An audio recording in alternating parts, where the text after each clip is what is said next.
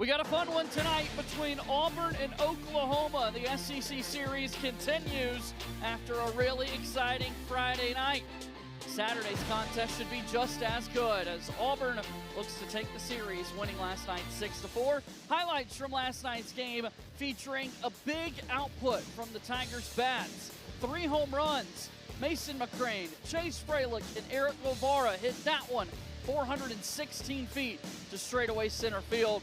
On the mound, Andreas Alvarez was special. Over 6 innings on the bump, 6 strikeouts to pace Auburn to a series-opening victory. As we welcome you now inside the broadcast booth alongside Mark Fuller, I'm JJ Jackson. We were treated to some good baseball last night.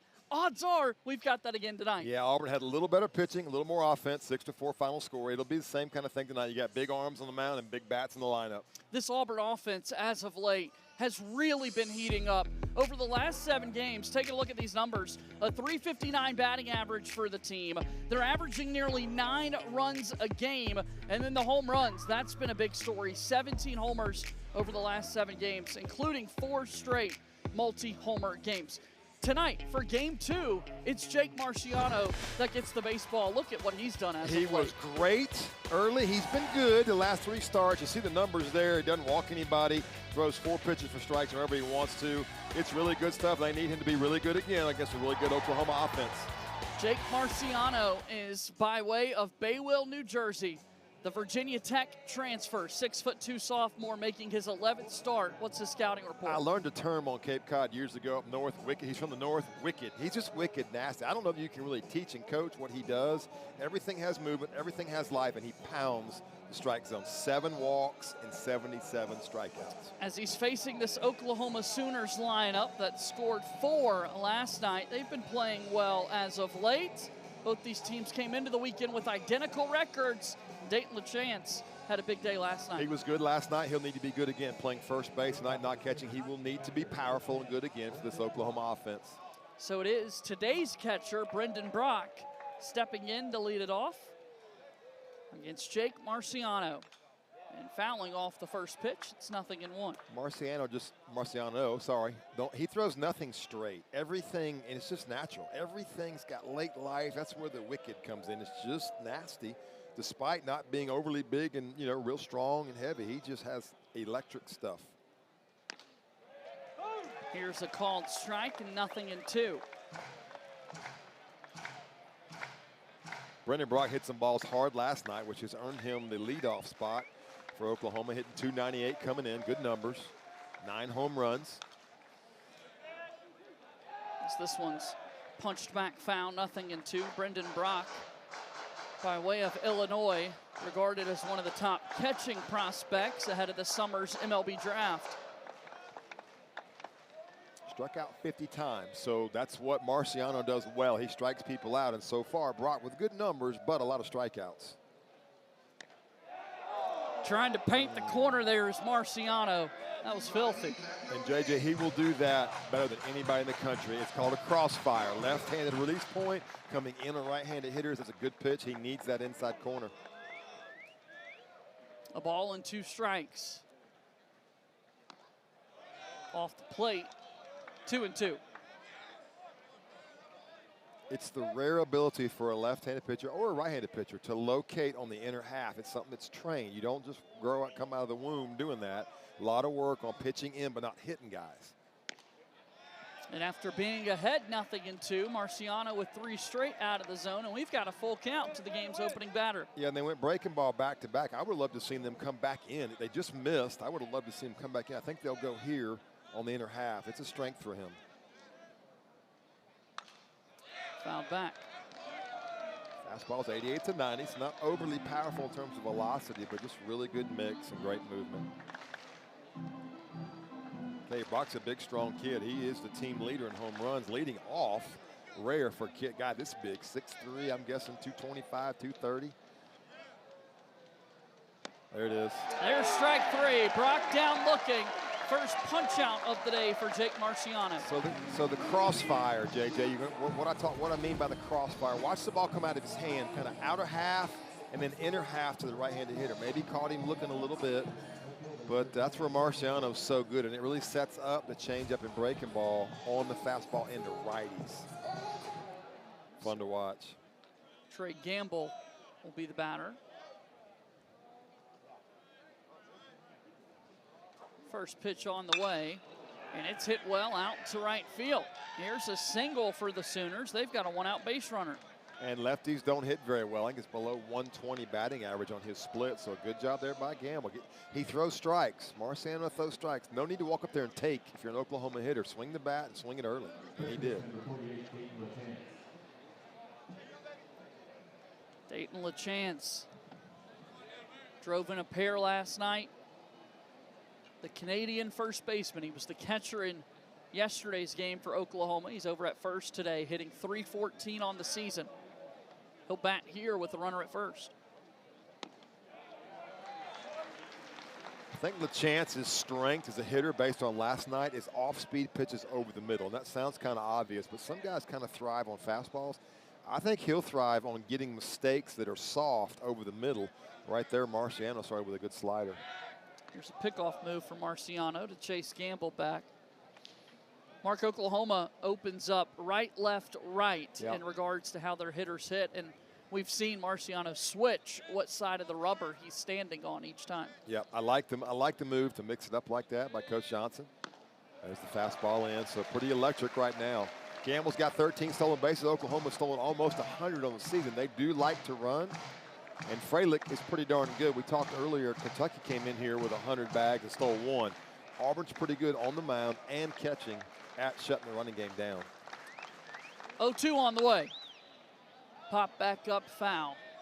And the count remains 0-2. What's the advantage for Marciano standing on the third base side of the rubber up there? Well, I think versus a left-handed hitter, it's a different direction. It's harder to pick it up. The ball's coming from behind him. Versus the righties, I think it allows him to get to that inner half of the plate.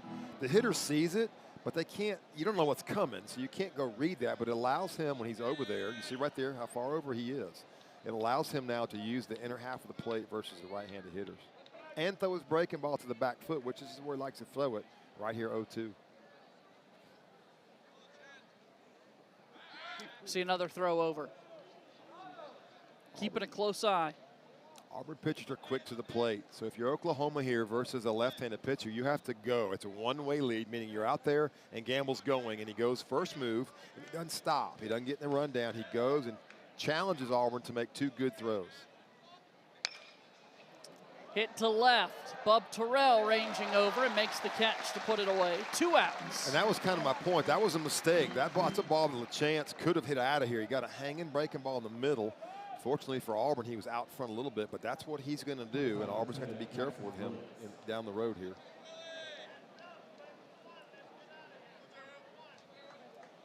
It's such a fun day when you see a left-handed pitcher versus a good runner. Sooner or later, Coach Johnson will decide, he and Coach Willis, do we go? And if we go, we got to go first move and go hard. Here's Jackson Willits, the Sooners shortstop, in the cleanup spot today, and yet another throw over for Marciano. Pretty classic left-handed move. Look home, go to first. They can see that, they can read it. So they have the advantage as Oklahoma now if they want to go. They've seen 4 or 5 pitches. And if they decide they want to run, they should get a pretty good jump. Another throw over here. Yesterday for Oklahoma, their lefty reliever Smithburg had a successful pickoff. His was pretty good, and it all started with the looks, the eyes. Right now, Marciano's pretty easy to read. But when you throw strikes, it's okay. This one's out of the zone for ball 1 to Willits. Now here's the way you look at it if you're Jake Marciano. Willits can hit the ball at the park. Good hitter. I have 2 outs. I'm not going to worry about Gamble. If Gamble wants to steal, fine. I'm going to make a good pitch here to Willits and not get hurt by him being too hung up on a base runner. Popped up high in the air. Out of play. One of the things that Marciano does that you can't teach is the arm speed. It's almost like he's spitting it. It's just the arm is so quick. So the hitters, it says 90, which they see that times 5 or 6 every day, but they just don't react to it. The arm speed, the quickness is what makes the ball get there quicker. The reaction time is slow. And there it is, middle in. Here's a strike, 1 and 2. If we were to interview the guys who have faced him this year, they would say, man, it's on you. He just gets there so quick. He does a good job with his front side, but it's just, if you watch his arm, the path of his arm, it's just in and out, and it's on you real quick. I don't know that these SEC hitters would appreciate that interview. They wouldn't admit it. Yeah. No, I had it the whole way. Oh, really? Then why does he have 77 punch-outs and 7 walks? Jake Marciano proven to be one of the best pitchers in the entire sport. Down on strikes. Marciano with the second strikeout of the first inning. Auburn's turn to bat.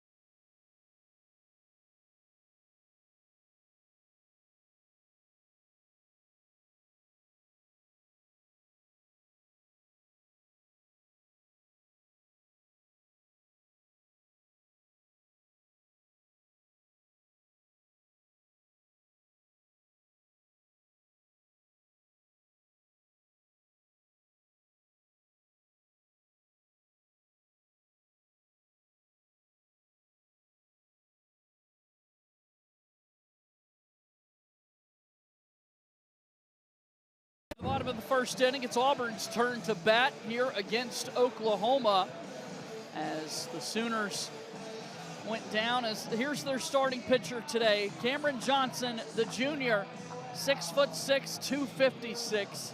LSU transfer in his second season, now playing for the Oklahoma Sooners. Yeah, I'm sure Sooner member football would like to have him at the left guard or right tackle, but he's a big guy with a big arm, JJ, but there's big walks. He came from LSU. This is a ball game Oklahoma has to win. They are 10-9 in the league, right in the middle of it. They got to have a good start. Auburn has made a kind of a racket here the last few games of scoring early and just putting games away. He's got to throw strikes, let them get into the game a little bit. Let's take a look at that Auburn Tigers lineup that Cameron Johnson's going to be facing. It's an offense that has really heated up over the last 7 games, as we highlighted in our open. The top 3 hitters in Auburn's order all hit home runs last night. This is a tough start for Cameron Johnson. And you can really put everybody there in blue because they've all had a role. Getting Madrigal back down the order, Bristol Carter with his speed and buntability down there. It's just a really good offense right now that's clicking on all cylinders. As we take a look inside the Auburn dugout, their head coach, Butch Thompson, they're seated behind Chase Freilich in his 11th season at the helm. 2 Men's College World Series appearances. You've been saying it. This is one of your favorite teams of his. Yeah, and it took Auburn a while to find the right guy 11 years ago, but they got the right guy. And I do. He's not going to like this if he hears it. He might listen to us. I don't know what he does on Mondays, but this is the best team he's had. This is the team that I guarantee you deep down inside, all the coaches know this is a national championship team, not just get to Omaha. But because of the pitching, because of the power, they're fielding 975. They do it all well in all aspects. So here's Mason McCrane to lead it off. Lefty versus lefty matchup. Cameron Johnson donning number 31 on the back of his jersey. Misfires inside for ball 1. Last year at LSU, Johnson had, let me catch him here. There he is right there. I'll get to it on this pitch. 96. So the arm is big, right? The arm is very big. 2 balls and no strikes from Johnson. I don't have LSU stats for him, so regardless, there's 97. So we've seen 95, 96, 97, but it's 3-0. He has got to get in the strike zone for Coach Johnson and this Sooner baseball team. Johnson made just 13 relief appearances in 2024 for LSU across 9 innings. So not used too frequently. It's now his 2nd season. And man, so far it's electric. And look, I know he's trying. I know what he's trying to do. He's trying to get across the plate with that good stuff. It just, the power makes it so much fun for him. Mason McCrane hits this ball on the ground to first. LaChance handles it cleanly. 1 down. It's a great comeback right there by him to fall behind 3-0 and then settle in and make 2 good pitches. Here's a look at his last 2 starts. We're talking about Cameron Johnson against Vanderbilt. It was tough. 4 earned runs, 4 walks, only went a third of an inning. It was the most allowed in an appearance since his freshman year at LSU. And then last Saturday against Missouri, much better, going over 5 strong innings. Yeah, and I'm pulling for the kid because I know he's got some pressure on his shoulders right now. He knows, without being told, what every single game means, but this one especially because of the win by Auburn last night. CC Sabathia style, just big, strong legs, big back, big shoulders. Now, can he be big in that strike zone? Behind in the count, 2-0 to Eric Guevara, who's riding a 17-game hitting streak for Auburn. Now it's 3 balls and no strikes. And is there anybody better? Right now, number 8's putting up All-American numbers. I mean, he really is. We haven't seen all the third basemen in this conference, but if he's not number 1, he's in the top 2 defensively and offensively. Here's a called strike to Guevara, 3-1. Look at what he's done across the 17-game hitting streak. That's against SEC competition, Insane. folks.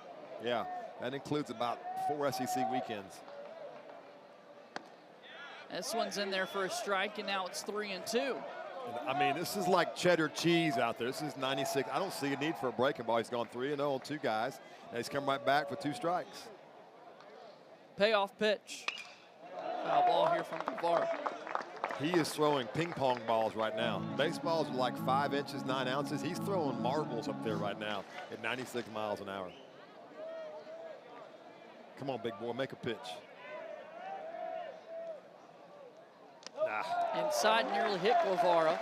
Ball 4. Auburn has been deadly early the last few weeks. They've scored early in Gainesville. They scored early yesterday. And as good as this pitching staff has been, you don't want to give them anything. Yesterday it was 2 runs, and pretty much the game was over. Despite Oklahoma coming back scoring 4, Auburn put it away early, and they've been doing that.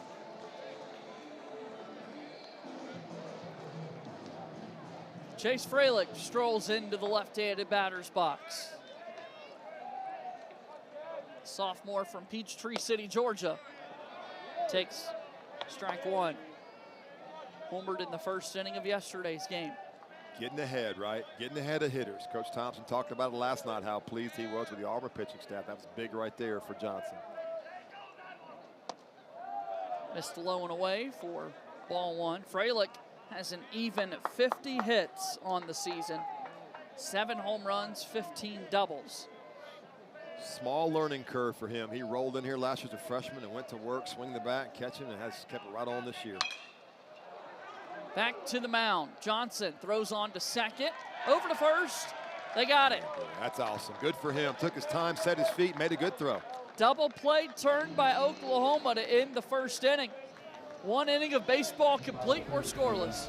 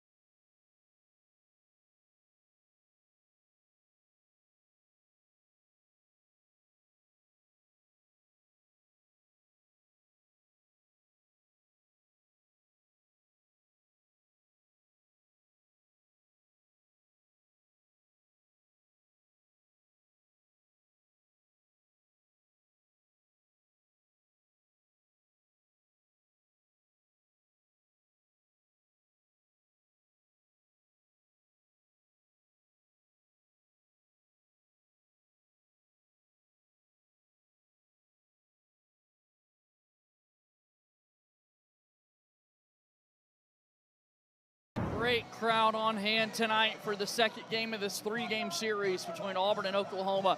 2 top 15 teams going toe-to-toe. It's Jake Marciano will begin his second inning of work, and here's where he ranks in the SEC in various pitching categories, including whip, walks and hits per innings pitched.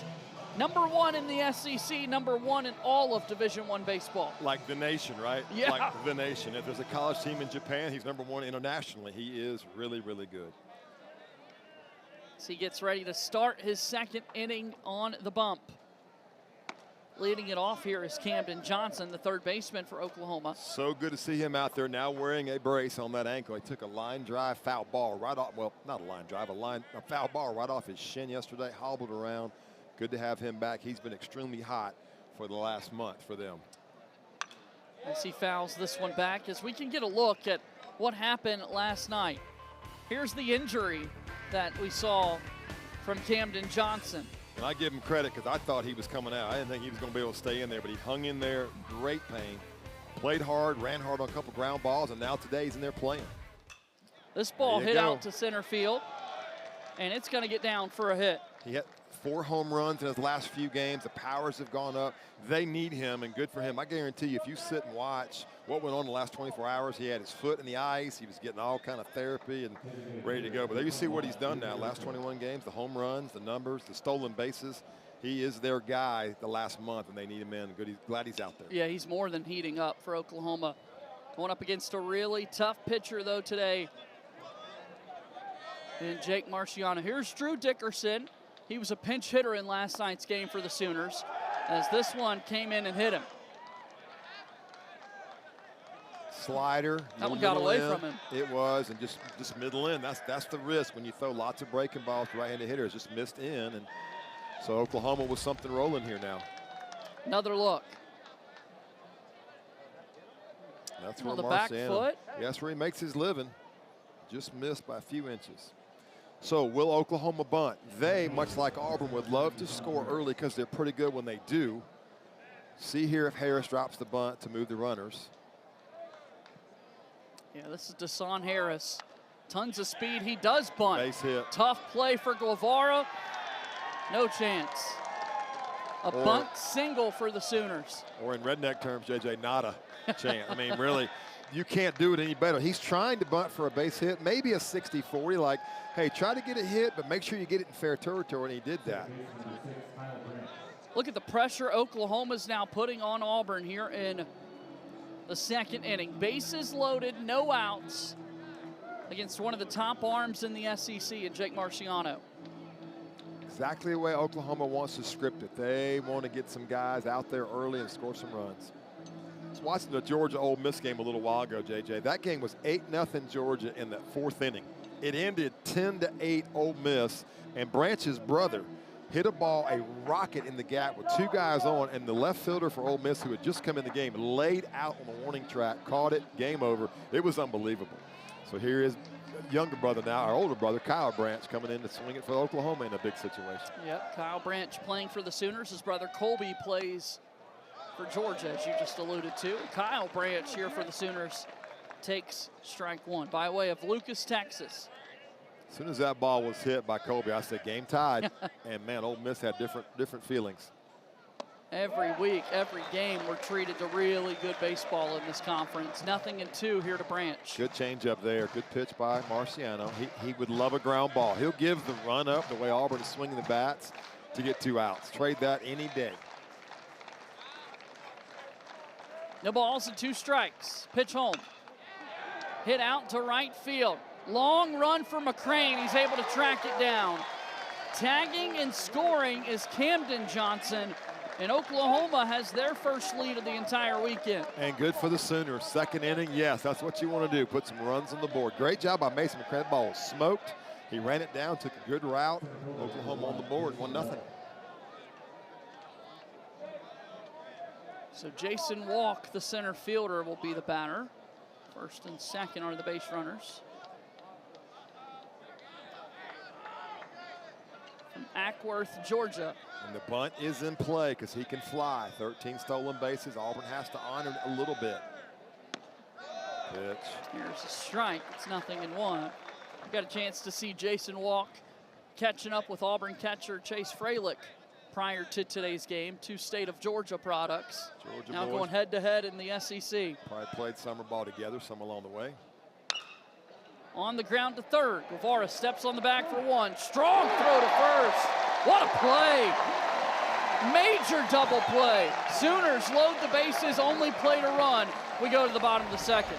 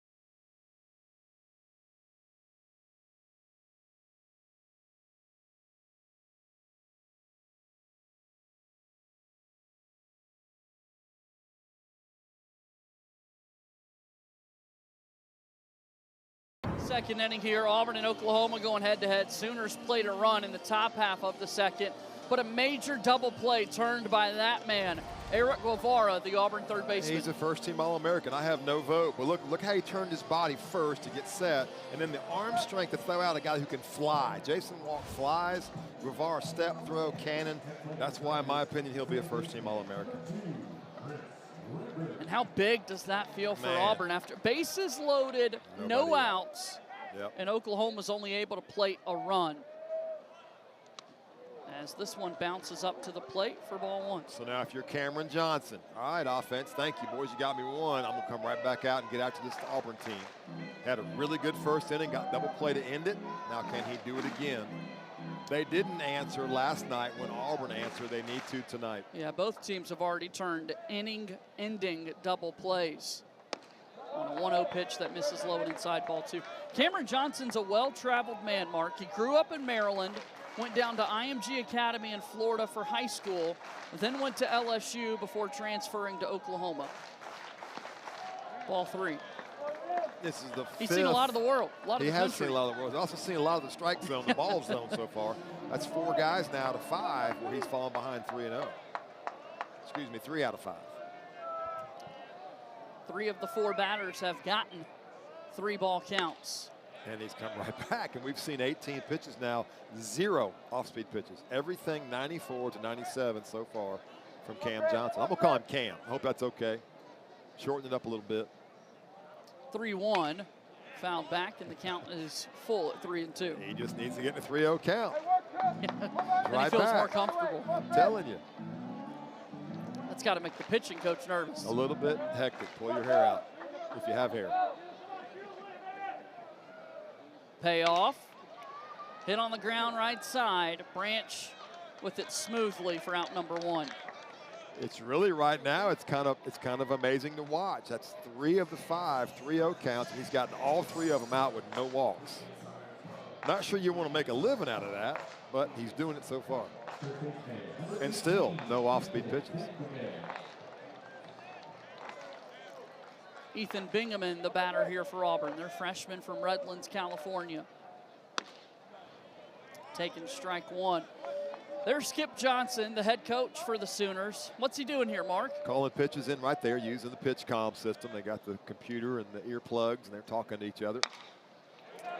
Ball down the line. It's a fair ball. Bingaman rounding first. That ball's into the corner, and we've got a double here. Auburn's first base hit of the game. And JJ, they kind of broke the tradition. The first off-speed pitch, they sped the bat up on Bingaman, and he just shot it over the bag at third. Got to get a replay here. Look at this. He was a little fooled, but kept it right down the line. Umpire's got the best view in the whole stadium. Yeah, he's right on top of it. Javier January. Ibero January, sorry. Jordan Farrell calling the balls and strikes. Michael Holman, the first base umpire. Nathan Huber at second base today.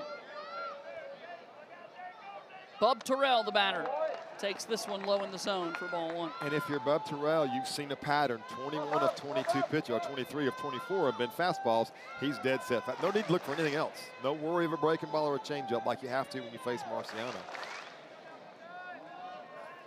1-0 pitch to Bub. Inside, ball two. It's happening once again. It is. Cameron Johnson struggling to find the strike zone. Is he going to be better in the stretch of the windup? Right now is behind 2-0.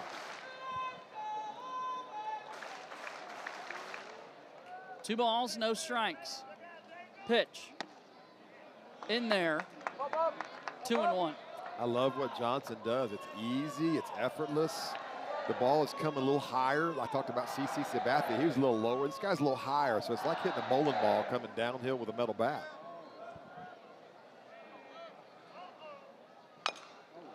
Bub fouls this one off his foot. Saw that yesterday for Oklahoma, see it for Auburn, and it just hurts. Even with the foot shield on, the shin, you got everything covered, but you see Cameron Johnson thinking, yeah, I know how that feels. It's the all-white shin protector there for Bub. That does blend nicely with those white pants. Yep, and even with it on, it hurts. I don't know that Johnson goes to a breaking ball here. Why? As of yet, Auburn has not hit his fastball. If I'm in his shoes, I'm going with my number one. 2-2. And the count's full. Once again, a 3-ball count with Cameron Johnson here pitching. Third full count already from the Oklahoma starter. Payoff pitch. Swing and a miss. Golly, it's just... First strikeout for Cameron Johnson, and that was a big one. 2 down. It is the express. Watch how downhill this is. This is a big guy throwing over the top. I mean, working straight downhill at 96. I'm glad I'm up here. No, I want to be down there. That's why you were a pitcher.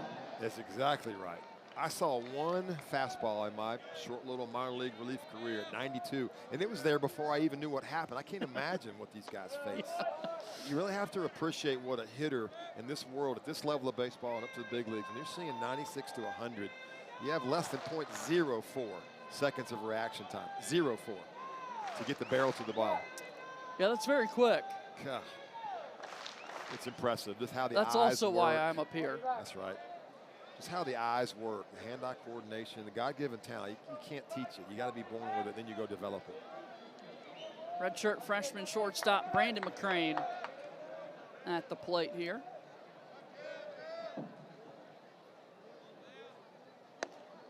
Takes a strike. Downhill, boy, good extension. He's releasing that ball over his front side. He's probably 6'5". So he's out there. Again, the reaction time is all that matters to the hitters, and they have none.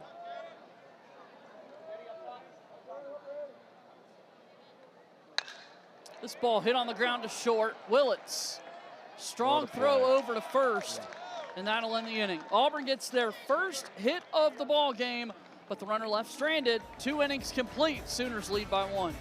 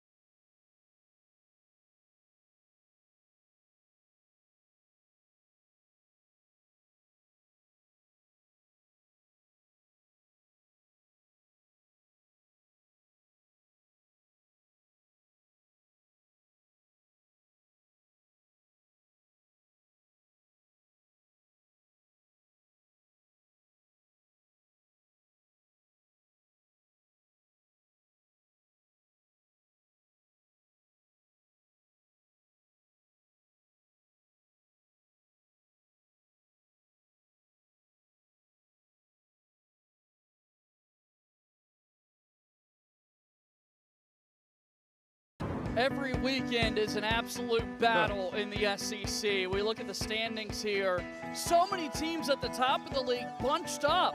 You look at Georgia leading the way with a 13-6 record right now in conference play. Auburn and Oklahoma separated by just one game so far.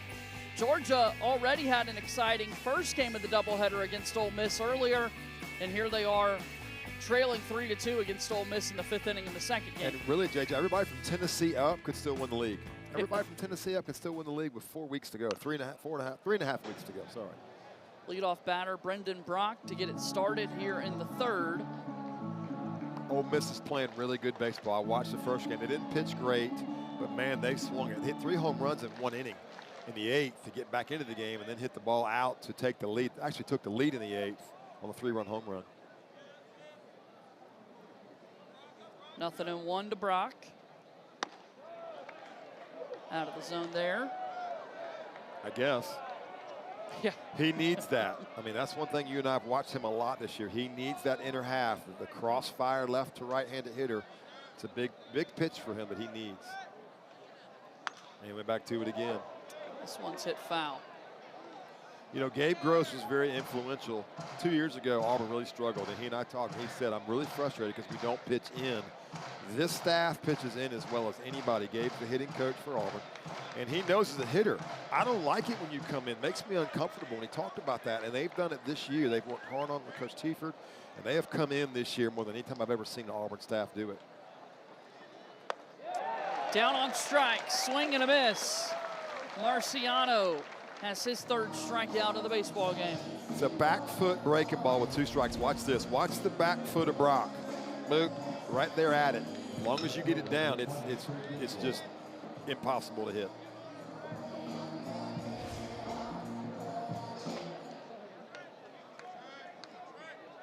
Trey Gamble at the plate. Gamble hits this ball high into the night sky. Back behind the second base bag, Auburn center fielder Bristol Carter calls everybody off to put it away. Yeah, we saw both center fielders yesterday. Jason Walk ran a ball down. I talked about it this morning at a 14-year-old practice. In the gap, in front of that Cook's Pest Control sign, that was unbelievable. He and Bristol Carter, 2 of the better center fielders that you'll see probably across the country. Both can fly, both run great routes, and both good hitters. Now, here's the matchup here with LaChance. Talked about the first at bat. He loves off-speed mistakes. He hit a ball hard his first at bat on a hanging breaking ball. See if Auburn and Marciano can avoid that. 2 down. Pitch to LaChance in there for a strike. First pitch changeup. Jake Marciano can throw 4 pitches. And you say, well, he's only got 3. No, he's got 2. He's got a 4-seam with 2-seam fastball, change and cutter, and then you saw a slider. There you saw a changeup for the first pitch.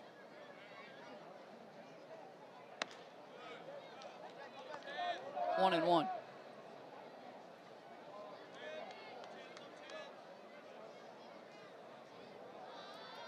Dayton LaChance, the Canadian, now playing SEC baseball. Swing and a miss, 1 and 2. Good changeup. Really good changeup. LaChance started to walk off like that was strike 3. Yeah, he forgot to Hang count. in there. I mean, Marciano, he's just a strikeout guy. He's got 80 on the season. We had 77 coming in. Now he's set up for another one. Hard hit ball back up the middle. There's a hit. Chance picks up where he left off last night. They tried to come in, and they missed over the middle, and a Chance made him play. He's played really good baseball, caught well. 12-game hitting streak. Let's run through what happened with LaChance and Marciano. First pitch change up, good. Hanging breaking ball missed, no change up. Then a change up, and then a fastball, too much over the plate. Knew what to do with it. It's Jackson Willits is at the plate. Takes strike 1. Willits, the batter, is the son of Reggie Willits, who is the associate head coach for Oklahoma. And his younger brother, Eli, was the #1 overall MLB draft pick this past year. Did you see that, what it said? Our graphic folks just put the thing up there. 11 of 14 first pitch strikes. I don't know what to tell an offense. Yeah, and he throws everything for strikes. So what do you do if you're a hitter? I don't know. You hope for a mistake. You hope he falls behind the count, but he doesn't do that either. 0-2 pitch. Line to third. Guevara knows what to do with it. Inning is over. Sooners get their 4th hit of the game. Still 1-0 lead.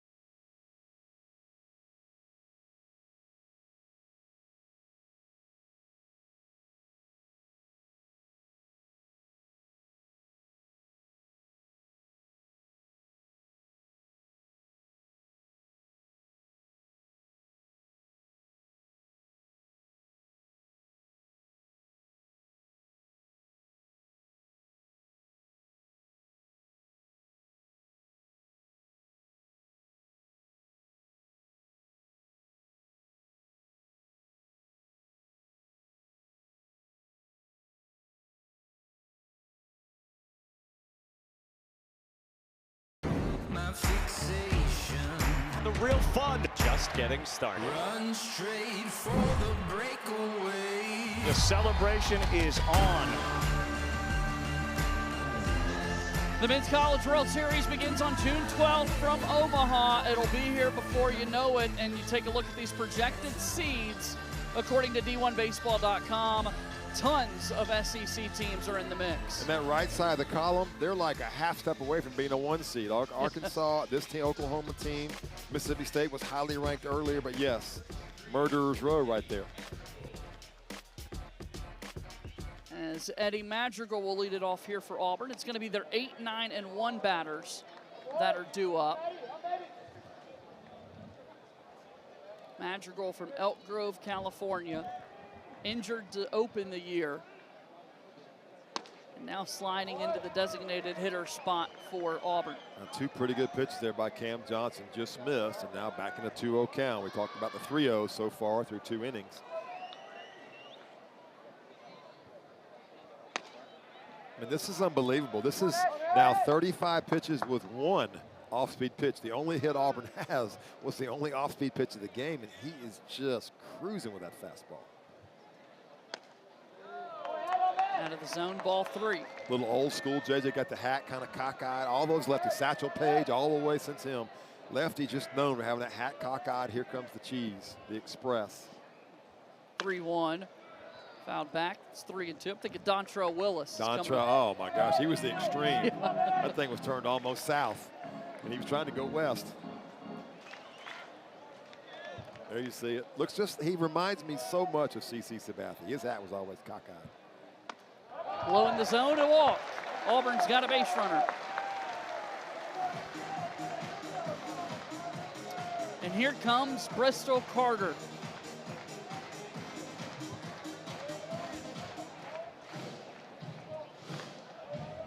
How will Bristol Carter fare here facing against Cameron Johnson? Camden Johnson at third's got to stay tight because he's just such a good bunter. He dropped one last night that started out as a single, ended up as a double with a bad throw. So they've got to honor that.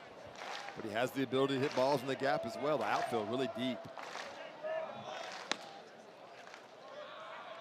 This one's a strike, 0-1. And I don't know that Gabe Gross will have him give the at-bat up on a sac bunt. If he's going to bunt, it's going to be just going to try to bunt for a base hit.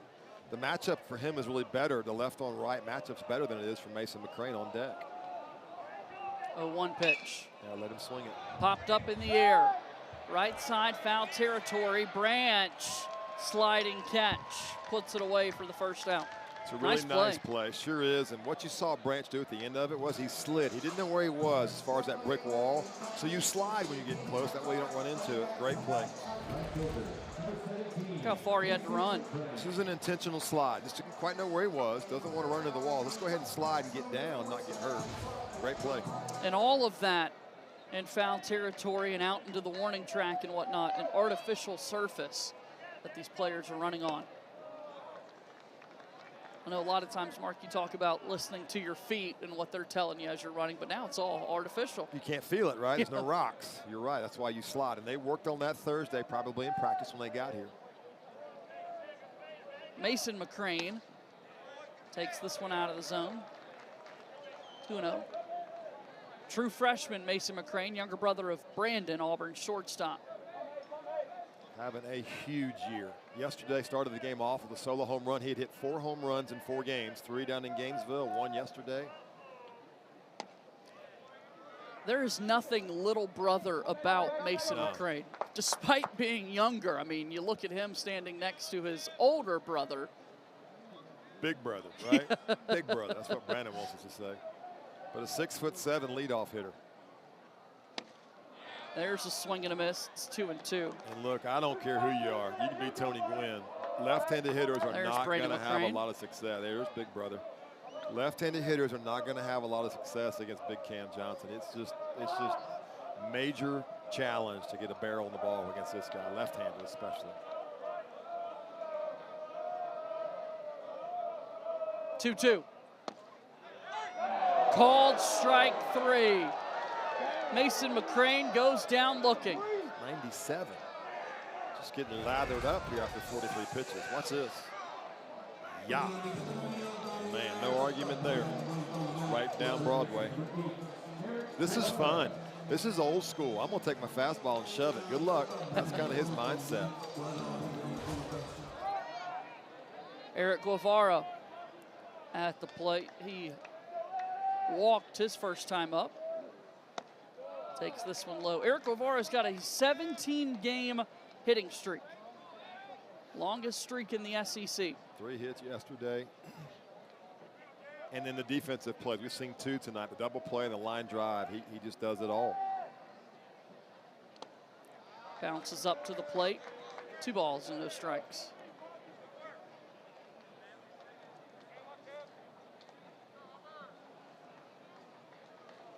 Auburn has yet to get a good barrel on a pitch after 47 pitches. Trying to change that here. This one's in there for a strike. It's 2-1. Probably throwing a 4-seam fastball, but from up here, great life. The ball just explodes to the left and right, arm side mostly when he releases it. Madrigal, no threat to run, recovering from the knee injury. He's not going anywhere. Out of the zone, ball 3. Recovered from a knee injury, but still, no need to push him. He's wearing a brace. He's 4 months out of ACL tear, which really 5 months now, which is pretty impressive to come back that quickly. So it's station to station right now for the Auburn offense. Pitch number 50 from Johnson's in there for a strike. I don't really think they're trying to even locate with Johnson. I just think they're rearing back and letting it rip.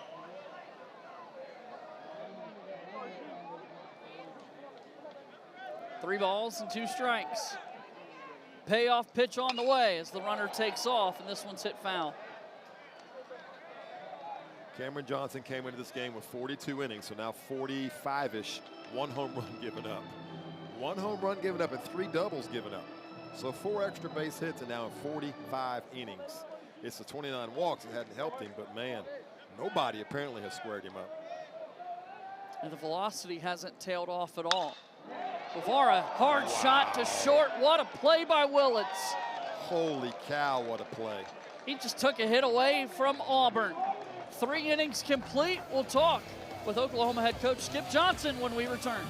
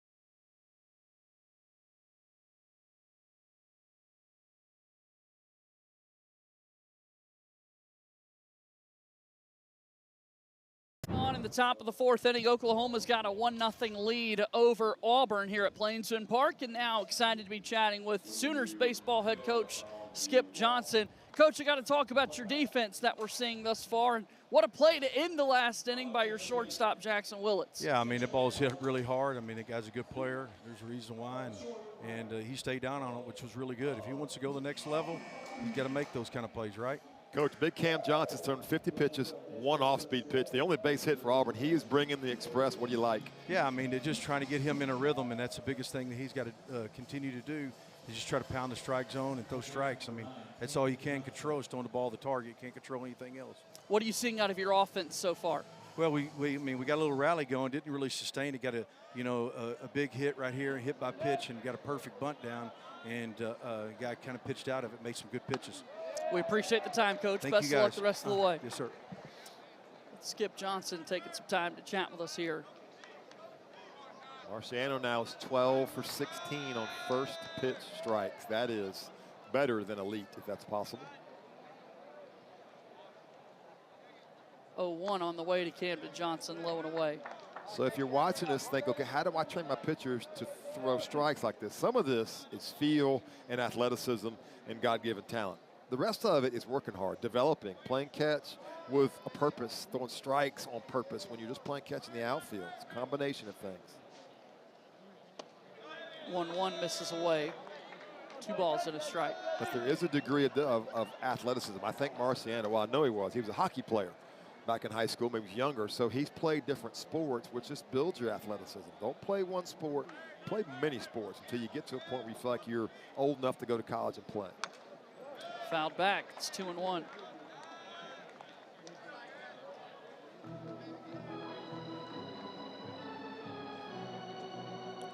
Base hit last time. Johnson got a breaking ball and hit it over the shortstop's head. Got things going for Oklahoma and scored the first run of the day.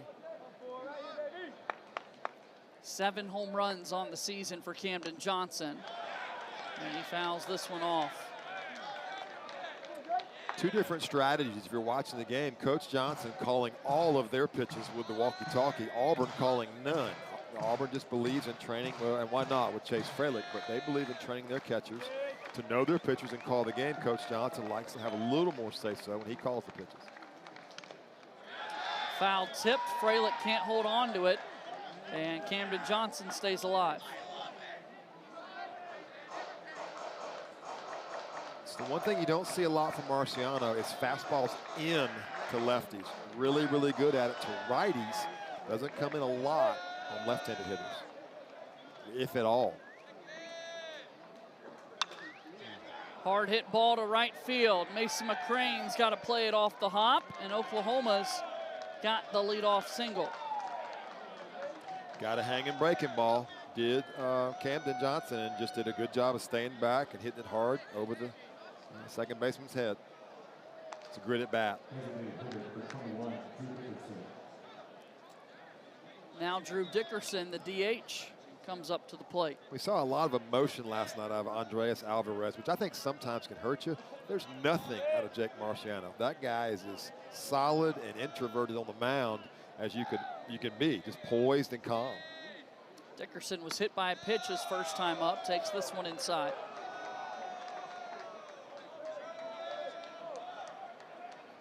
As Marciano nears 50 pitches.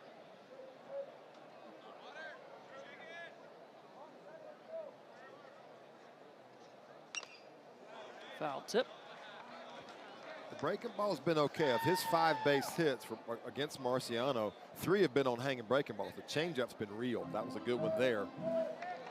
And I think he has enough really feel for what he's doing. He'll go to whichever one feels better, and they're both pretty good. But right now it's the changeup that's been the best off-speed pitch.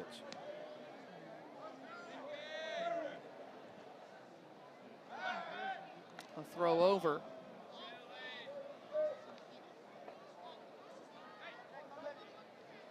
Dickerson at the plate by way of Lee's Summit, Missouri.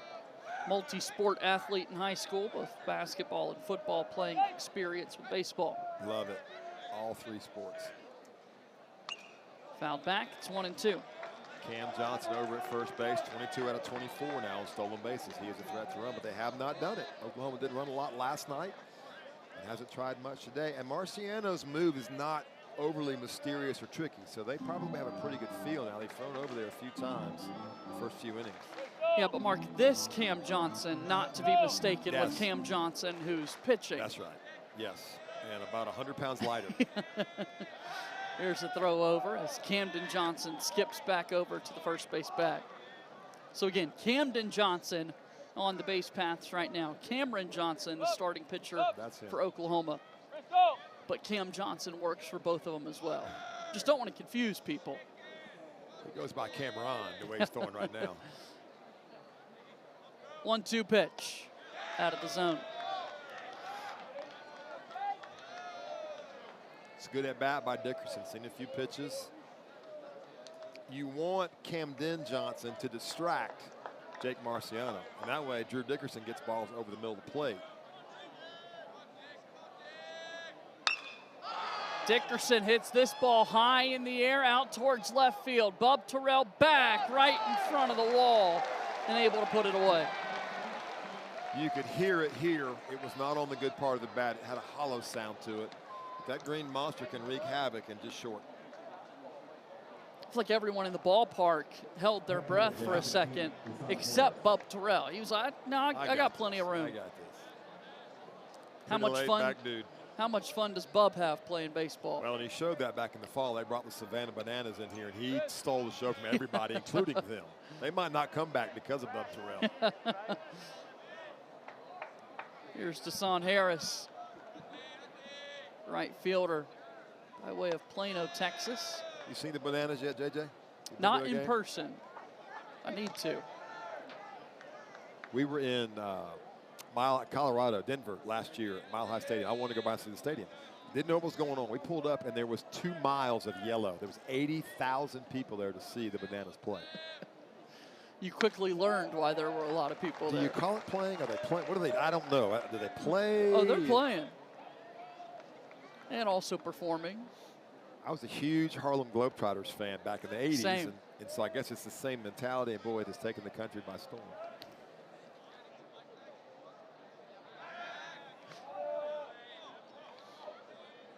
Really surprised, unless Johnson is still feeling that foul ball off his foot, Oklahoma hasn't really tried to go. You got a strike thrower. He's not going to walk guys.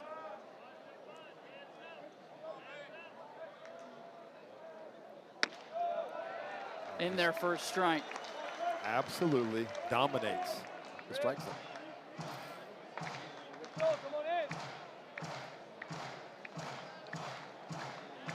55 pitches for Marciano. 13 balls, probably 8 of those he meant to throw. You know, really, it's Greg Maddux-like. Greg Maddux threw balls when he wanted to, like on purpose. And that's what this guy does. If he misses, it may have been a planned miss. I've heard Greg Maddux talk about, yeah, I set him up 3 months ago. I threw him 3 balls. I knew I'd strike him out in September. You're going, what? You did what? Up high, 2-2. It's 20,000 plus at bats in Greg Maddux's career and less than 300 3-0 counts. And this guy, Jake Marciano, very similar dominance of the strike zone. Throw over to first. Runner takes off towards second. We see McCrane miss the tag initially, but then able to get it. And Camden Johnson's out. Auburn caught him stealing. Silly sequence there at the base itself, but nonetheless, Auburn gets the job done. Look at this. So he's going. First move he goes, right? Really good throw right there by Bingaman. Really good throw. Missed him, safe. Came off the bag, got him. Good effort from both parties. And you know, that's why I continue to kind of harp JJ on the feet first slide. If you go in feet first, now you can avoid it, you can reach around with your feet, but if you go in feet first, you're going to pop up and go in the bag. If you go in chest first, that happens a lot, especially on turf. We're on dirt here. But that's what you do if you're a pitcher. When you have a good runner, you keep throwing it over there. You keep pounding away, mix good pitches in. And Marciano did that, and they got him. They guessed right. 2-2 on the way. Fisted foul. And a nice snag. Wow. Wow. And a back injury. Great play. Nearly turned into a backflip over the seat. Look at this. Holy cow. Ouch. Right on the backside, man. Gotta love it. He's playing it off. Right now, he's going, that hurt so bad. We got to play. McCrane, strong throw, gets the out. The inning is over. On to the bottom of the fourth. Oklahoma's got a 1-0 lead.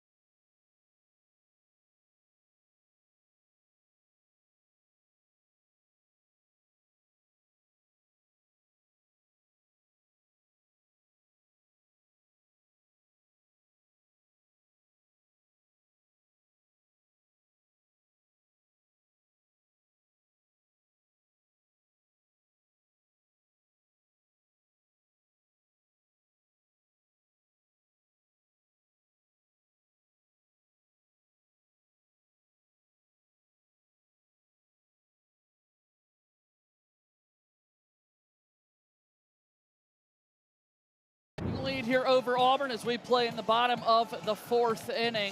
Last night, Auburn was able to pick up the 6-4 win. Andreas Alvarez, pretty special what we see out of him, Mark. Andreas, just great mix, breaking balls, change-ups, elevated the fastball, then pounded hitters in. And you see him, very emotional guy, fielded his position, 4 1-3s. We talked about that, so a great day all the way around for him, and now he's here to join us in the fourth inning. How special is this? Now joined by Andreas Alvarez. You can see his line there, 6 strikeouts over 6. What are you most proud of from last night's game, Andreas?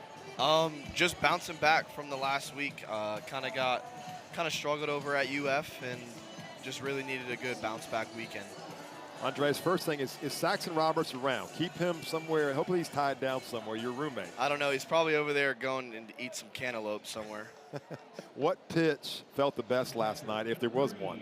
My fastball, I would say, that always feels good, but my cutter was really the difference maker. Tell me about those defensive plays that you made. I mean, like we mentioned, you had 4 assists defensively. Yeah, it was a weird night, honestly, because then even Jackson Sanders came in and he did the same thing, came in and made some great plays as a pitcher. How much time do you guys spend practicing those things? We spend probably an hour every Thursday, Monday. It's a lot of time to Too make much, those right? plays. I don't know. I enjoy PFPs, but some of the guys on the team don't. Now tell us about the offense that we've seen as of late from your perspective, Andreas, as you're getting hydrated. That's important. But over the last 7 games, Auburn's averaging nearly 9 runs a game. What are you seeing from your teammates? It's been awesome. They're swinging the bat with a lot of confidence right now. We kind of went through a little struggle period, and they bounced back. They got to work, and it's been awesome to be able to pitch behind that. Let's watch this pitch by Big Cam Johnson. I want to ask you to compare the personalities of Jake Marciano and you. Tell us a little bit, because Jake seems like he's asleep, and you seem like you're a linebacker. We actually laugh about that. He's a really calm dude, and I mean, obviously it's really fun. Look at this. That's the Tennyson chase right there. It is. Fralick poking this one down the third base line. He's got a leadoff single. Jake is a super calm dude, so it's actually hilarious to watch him pitch, because especially like for me, I'm just like, what does he even like know that he should be fired up right now? And then I'm sure he watches me pitch and he's like, he needs to relax. I'm happy to know that Christian Chatterton wants to make sure you got sunscreen on with the sun bright setting. right now. Yeah, Chad's probably over there eating cantaloupe with Saxon too. So What's with it with the cantaloupe? Those guys love cantaloupe and love lasagna. Cantaloupe and lasagnas, that's their favorite thing. Andreas, the value of Chase Fralick, not only behind the plate, but on the team. It's a lot. When you have a guy who's a catcher especially that has an impact like that, that is probably one of the key pieces to a team, honestly, because they're in control of the whole game really back there. How much do you change pitches when he calls them last night? Let's talk about that. Honestly, not much. Like, usually we're on the same page, but it's weird because if we're not on the same page, we're completely on the opposite side. So I got to shake 4 times to get to that pitch that he knows. But I mean, for the most part, I'm agreeing with what he wants. Is that similar to what we're seeing out of Jake Marciano? Yeah, Chase does a really good job at getting connected with us and making sure we're on the same page before we even go out there. Was that a selling point for you when thinking about where to pitch in college? Honestly, no. Just because I didn't really know what was going to happen with any of the catchers. Honestly, it's a great privilege to be able to call our own games with. I mean, you don't have a coach doing that, and that's great. Last question for you here, Andreas. What has this coaching staff as a whole meant to you this season? They're everything, honest. They fire me up for sure. They give me the most confidence in the world to go out there and compete and just have the utmost respect for all those guys. They work their butts off every day for us. I think I know your answer, but can this team win a national championship? Oh, for sure. For sure. What's the strength? What is it you think that you see that says this team can win it? You were here last year with a good team. What's different? We compete all 9 innings, and I mean, there's no letting. We're not getting out of the games. We're gonna outpitch just about everybody, and we just need to be able to swing the bats with confidence, and we've been doing that lately, and we've been being pretty successful.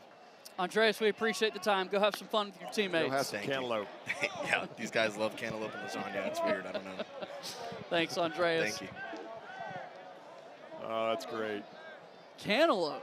He's got a broadcasting future whenever baseball's done. I think he's going to play a long time, but when it's done, we'll be listening to him somewhere.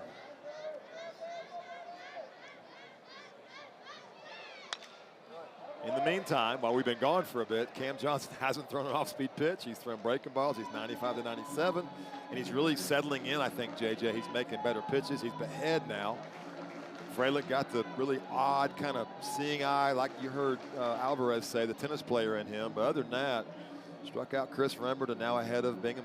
And it is good to see these players on both teams stay so loose, Mark. I mean, it's lost how much pressure these student athletes are under to perform each and every day. And the grind of, we mentioned this is game number 42 for both of these teams. Yeah, and that comes. It can feel like Groundhog Day in some respects. And the Auburn dugout, because I know it better, because I live here, it comes from Butch Thompson. He lets his coaches coach, lets his players play. And all he asks is they respect the game and play hard. I know Skip Johnson saying, well, what you haven't seen from either one of these two teams, not a lot of yapping, not a lot. When somebody hits a home run, you don't see a lot of jumping around outside the dugout. These are two teams that are taught character and class, and they play like it. Bub Terrell bats with a runner at first, 2 outs.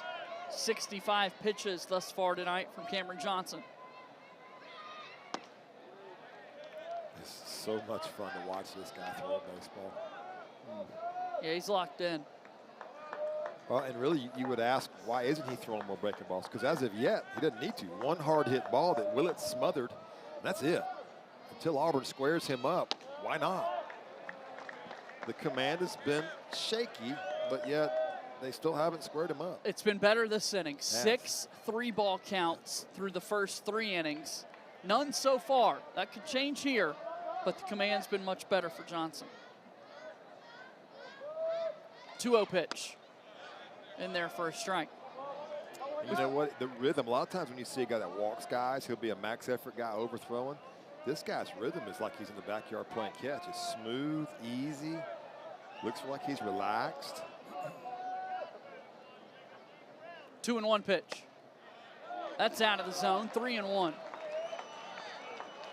So 70 pitches right here now just with 2 outs in the 4th. That's good for the Auburn offense. They want him out of there. They want him to, but he may throw 140 big as long as he is, but they do want to build a pitch count and get back in the Oklahoma bullpen.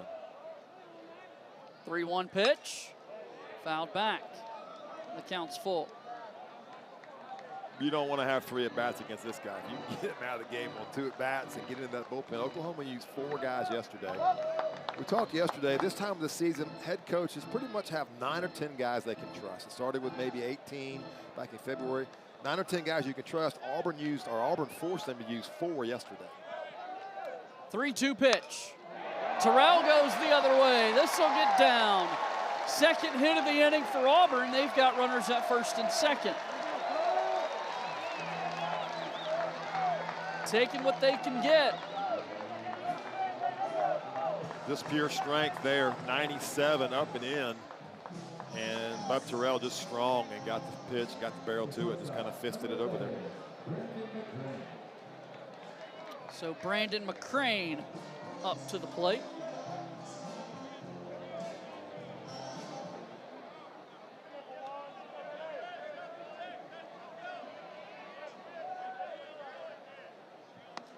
Out of the zone. That was pitch number 72 and still touching 96. Yeah, it's just easy. It's an effortless deal. He needs a pitch here. He needs to get out of this inning, get 4 under his belt. If he can give this Oklahoma team 5 solid, he's had a really good day. Cameron Johnson threw 115 pitches earlier this season against Alabama. So he's been asked to carry heavier workloads this season.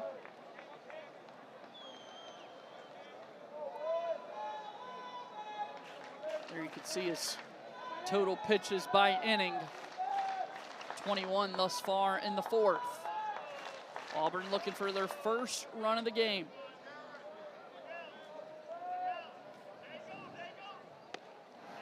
Swing and a miss there from McCrane. Second off-speed pitch. I guess it was a changeup. It was 88 miles an hour, but it was a great time for it. It wasn't a strike, but when you just seen 97, you take a little off, you're swinging at the arm. McCrane didn't swing at the ball. He swung at the arm speed of Cam Johnson. Big pitch in the game right here. He'd love to get out of this thing, keep the pitch count where it is. The 1-2 pitch. Tried it again. Out of the zone. 2-2. I like it. Why not? Double up on it, try it again. Now he'll go back to the fastball. Chase Freilich runs at second. Bub Terrell running at first. Auburn's offense with 2 outs here in the 4th inning.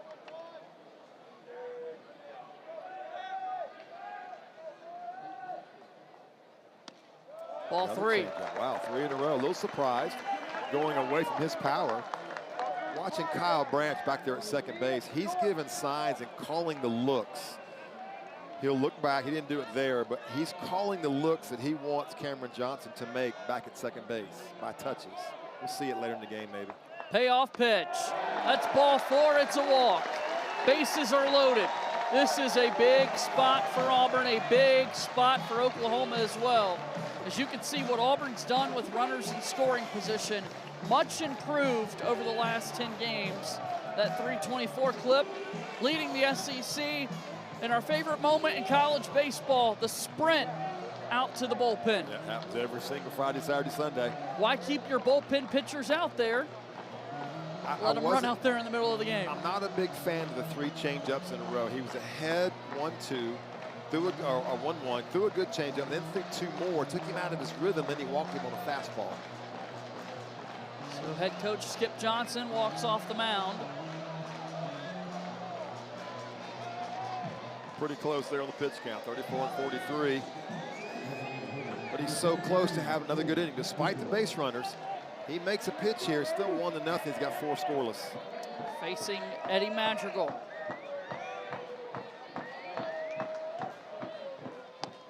Outside. I don't know that I see anybody throwing yet in the Oklahoma bullpen. There's a little bit of movement. They're all down there, as you said, the sprint. In there for a strike. Pitch number 80 at 97 miles an hour. Man. Special. I don't think we'll see any off-speed pitches here, not left on left. 1-1. High chopper to second. Branch gloves on to first, and the inning is over. Auburn loads the bases. Nice job by Oklahoma to get out of the jam. We've played 4. Sooners lead by 1.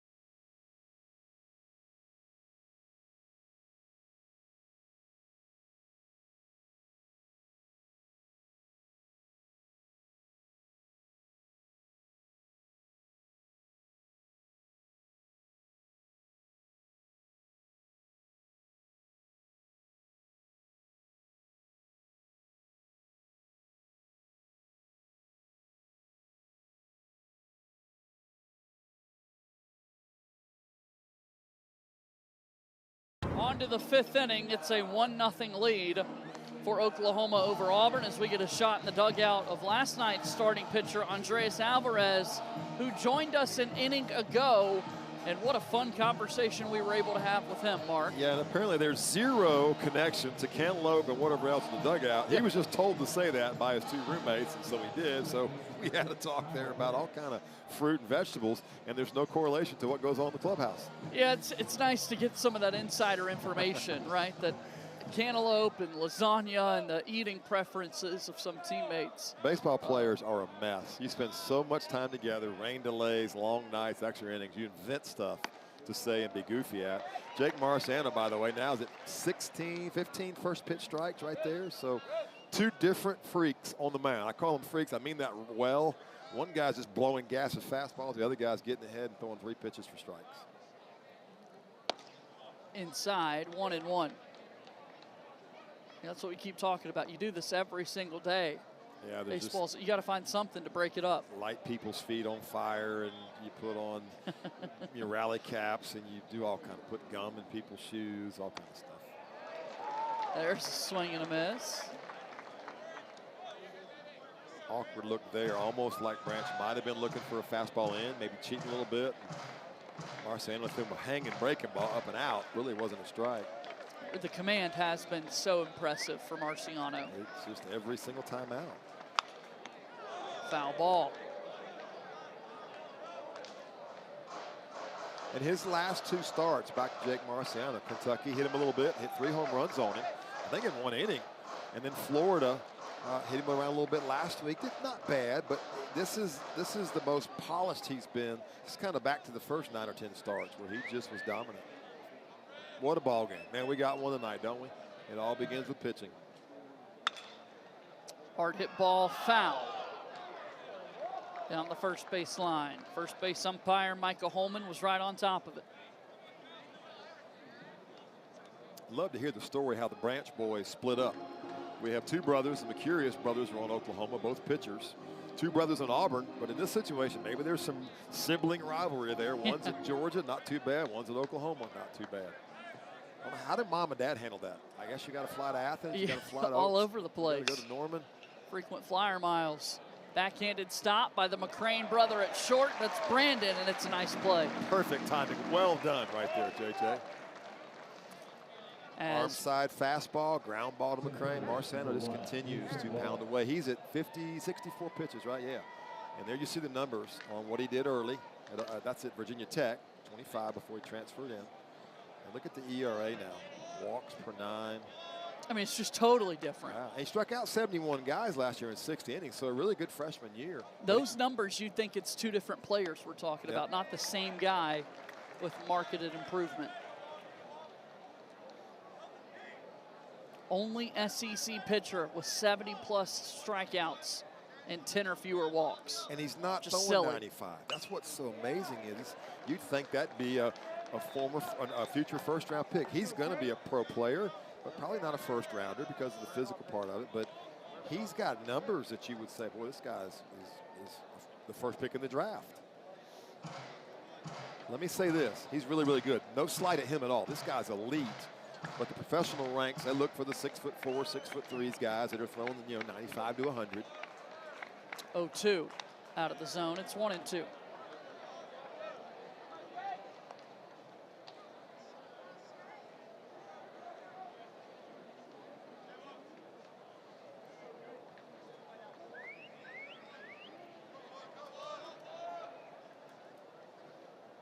One-two. Swing and a miss. Walk down on strikes. 4 strikeouts now for Jake Marciano. The left-handed changeup. This thing's got 12 inches of straight. Look at that, maybe 18 inches. Man, oh man. An elite changeup. He really has gone to it more tonight than the slider because he's feeling it. Why not? And again, if you're a young pitcher out there or you're coaching, teach him the changeup. The hitters, there's no answer for a changeup when you can throw it like this guy's throwing. Now his is elite, it's top of the world. Another one there. Leadoff batter, Brenton Brock hits it foul. JJ, you've been around baseball a long time. What do you always hear hitting coaches say to hitters? One thing. What do they always say? Swing. Well, yes. Stay back. Stay back, stay back, stay back. Why? Because we're not patient people. We don't like staying back. And the changeup takes advantage of that. Swing. It is important to swing. You're an offensive guy. Come on. Pitcher. 0-1 down in the zone. It's 1-1. That wasn't the answer I wanted at all, but it's perfect. Fit right in.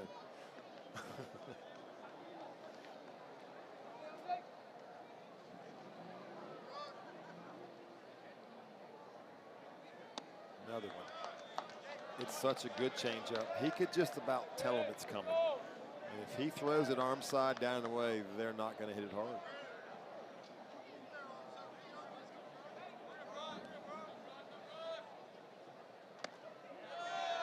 The good news for Auburn, all 4 of their pitchers, and we will show you throughout the broadcast, are the only team in the nation with 4 starting pitchers that have a certain number of strikeouts. They're all sophomores. They're all back. We interviewed Andres Alvarez. He's back next year. So is this guy. 3-1 pitch is hit foul. So in Marciano's case, that's just great transfer portal recruiting.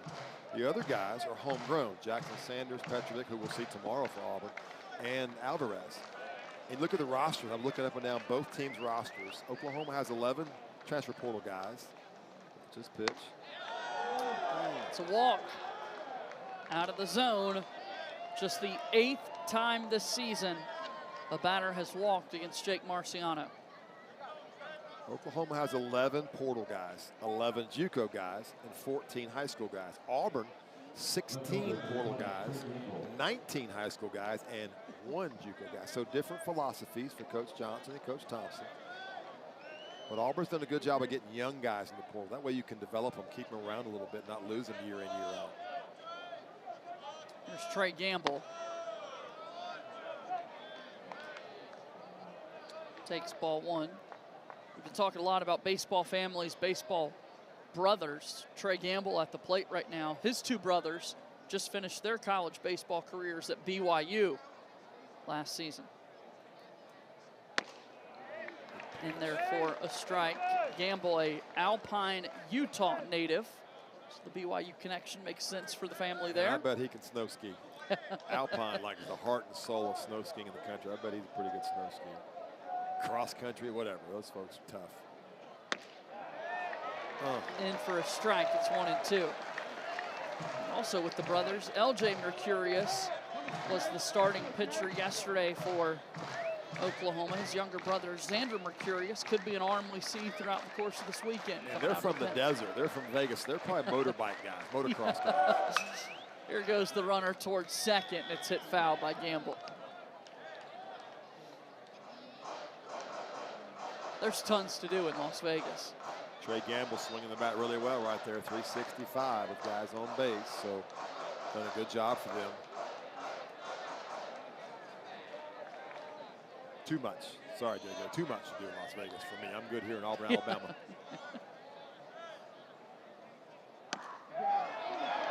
Out of the zone, 2-2.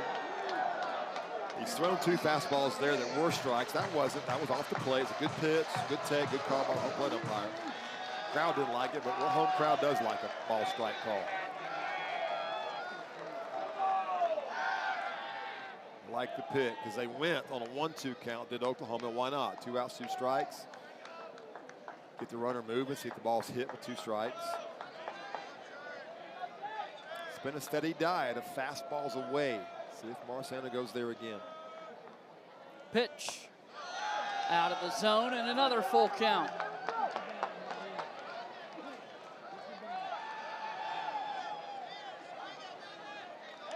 Got your notepad out and you're learning.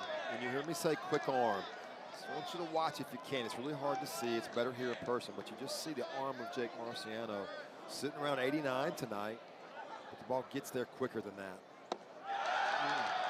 Back-to-back walks. This never happens to Jake Marciano. Got to give a lot of credit to Gamble. That was a 3-2 slider. He just missed away. Really good pitch. Auburn bullpens begins to loosen up a little bit. Well, and Mark, you can tell this never happens. This pitching coach Everett Tieford is going to make a trip out there to chat with Jake Marciano. L.J. Cormier down in the Auburn bullpen, who's been so good as a freshman, starting to loosen up a little bit. 82 pitches thus far for Jake Marciano. Well, you have to get somebody ready, but I don't think Everett Tiefert, anywhere in his mind, is thinking, hey, I'm going to take you out here. He's letting the bullpen get loose, doing what he should do. But you got a guy at the plate now with a chance who can mash. And if he gets an off-speed pitch hanging, he can make this a 4-0 game in a hurry. So they're talking about strategy, probably on how to get him out, what they want to do.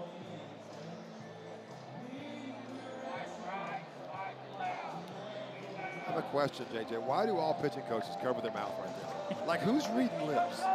They all do it, every one of them. It's not just Coach Tiefert, who, by the way, has done a great job with the staff, but they all do. It's like there's somebody somewhere in Oklahoma with like binoculars, and they're reading lips and sewing it back into Coach Johnson. And it's not like people are, you know, the accuracy of Yes. lip reading is Yes. nowhere near 100%. Yeah.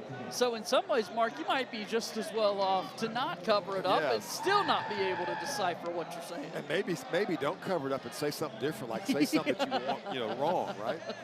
Anyway, back to the game here. Yep, it's Dayton LaChance with 2 on base.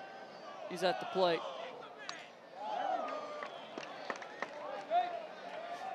LaChance has been a big bat. You can see the home run power surge. 4 of them over the last 9, nothing. And he was trying to hit number 5 right there. That was a great hack. He's dangerous. He's very dangerous. Hit a ball off the wall last night, drove in 2. He's dangerous, and Auburn knows it.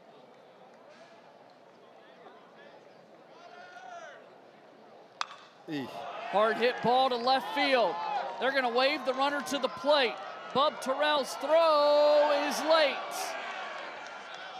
Oklahoma's got a 2-0 lead on the 3rd RBI of the weekend for Dayton LaChance. And he is feasting on mistakes. We call him cripple off-speed pitching. Watch this. It's a hanging changeup right in the middle, and he's not missing him right now. He is feeling it. Pretty darn good throw by Terrell. Too much speed for Oklahoma. 2-0 Sooners. We see the shortstop, Jackson Willits.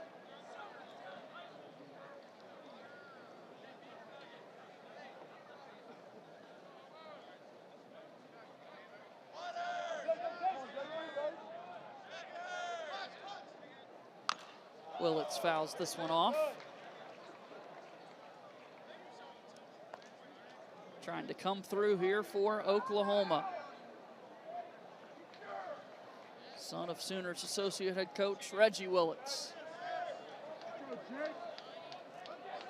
LaChance There's knows that to Dad. run. Yep, there he is. Runs the offense, calls the signs in. And you know what? This is no fun coaching your son. I mean, it's easy to coach everybody else's son. It's not any fun to coach your own son. Yeah, calling the offense here. Big spot runners at first and third, and your very own, your child, is holding the bat in his hands. It's coaching, no problem. Playing, no problem. But when kids out there, your blood's out there, it's just kind of brutal. I'm sure his stomach goes down a little lower when it's his son at the plate. Jake Marciano's okay. He needs to get out of this. Oklahoma would love to put another one across the way that Cam Johnson's throwing the baseball. Marciano's got a pretty good hitter here to work through and make sure that they don't score anymore. I think that Coach Willis works out a little bit. Yeah, no kidding. Man, all of them. And his son does too. Jackson put together pretty well. Pitch. Called strike 3. Marciano with a big strikeout to end the inning. Oklahoma adds to their lead, though, as we go to the bottom of the 5th.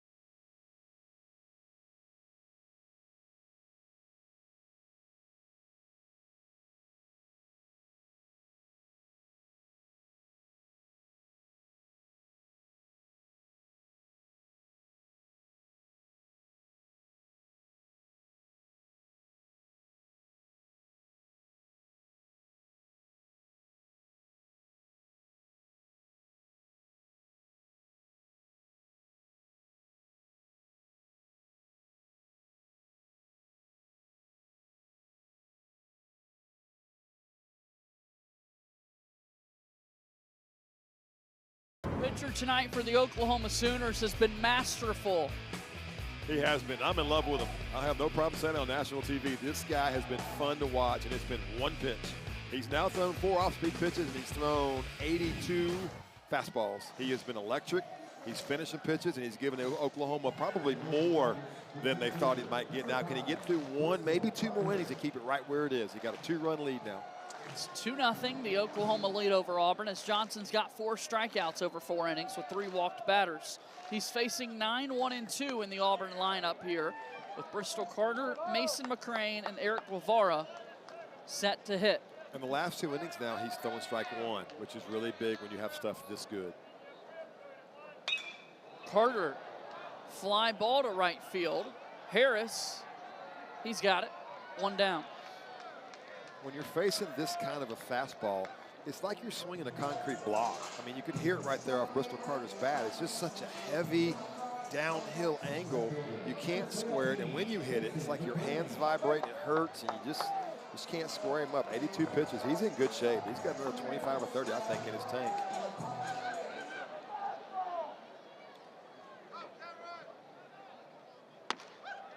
Mason McCrane takes this one out of the zone. And I think Cam Johnson is somewhat settled in. A little rocky the first inning or 2, 3-0 counts. Now he's getting in there with it. That's a good pitch. He needed that one. That was a good pitch.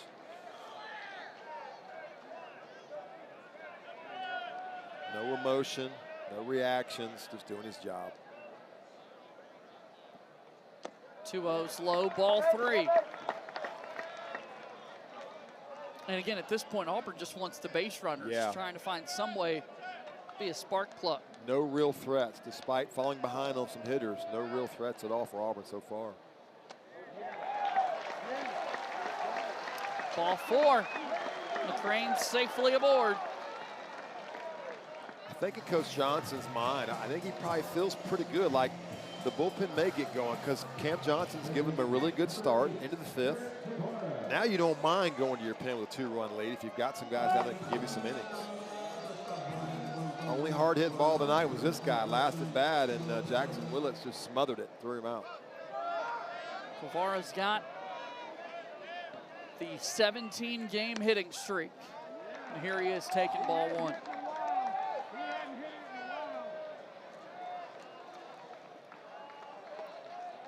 "17 games, and most of that's been done in the likes of Kentucky, Florida, and Arkansas, and now Oklahoma."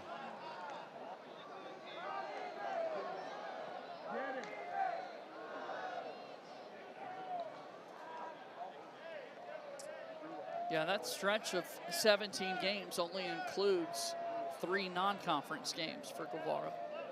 Everything else has been in the SEC.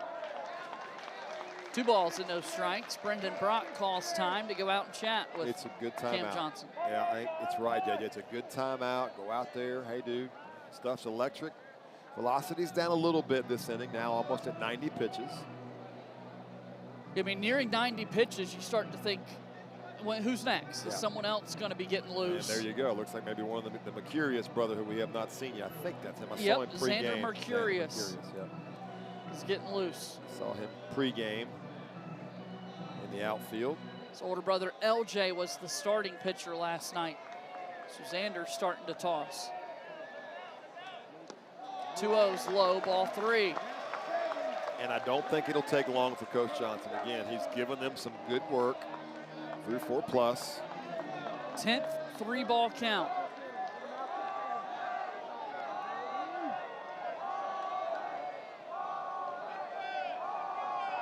Here comes pitch number 90 from Cameron Johnson. It's in there for a strike. And nobody knows better than Coach Johnson if he sees a fatigued pitcher after 90. He's had to work hard. He's had to come back from a lot of counts. So in Coach Johnson's mind, if those years of experience telling him, hey, my guy's a little fatigued, then yeah, the bullpen's hot. Strike 2. And he's down, right? It was 97, now it's 94. I would like to have been down like that back in my day. Payoff pitch. Guevara, hard hit ball out of the glove of the second baseman Branch. They'll get the force out, toss on to first, gets past the first baseman, LaChance. Guevara now goes to second, and oh my goodness. We got all kind of stuff. Now Oklahoma's going to say. That was chaotic. JJ, get this. Oklahoma's going to say that Mason McCrane interfered with the play at first. That's what Coach Johnson's arguing right now. I don't know if that's reviewable, but I think that's what he's saying. McCrane got in the way.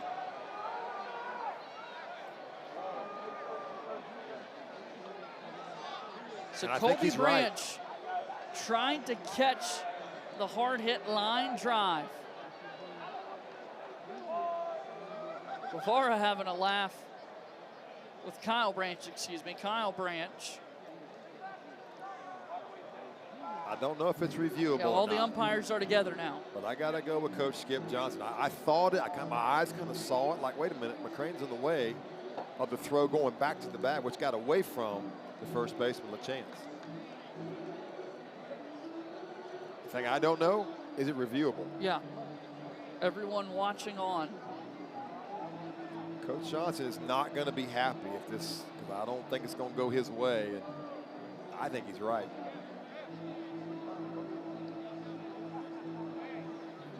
That was wild.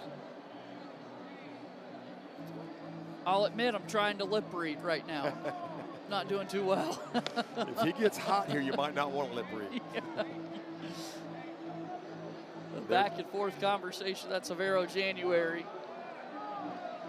He's trying to explain, but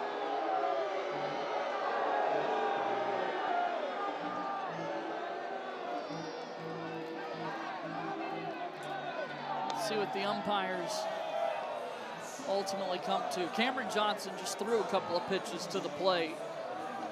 hey, Mason McCrane did right. He saw the line drive. He didn't want to get doubled up, so he's going back to the bag.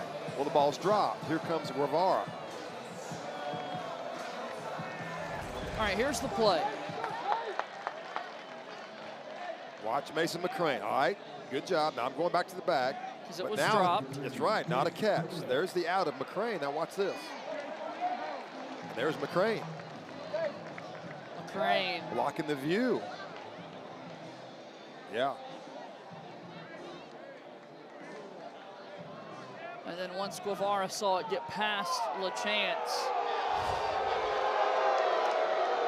And this crowd's not a big fan of Skip Johnson, but he's just trying to get an explanation. And good for him, he's keeping his cool. Been doing it too long to lose his cool, but he's And right. What's clear to you and I right now, Mark, is that this just isn't reviewable. Yeah.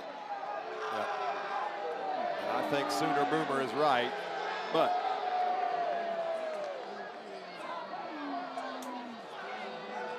now the whole crew will come back together. oh, just to have an intercom in there, Yeah. have a speaker in that we could hear.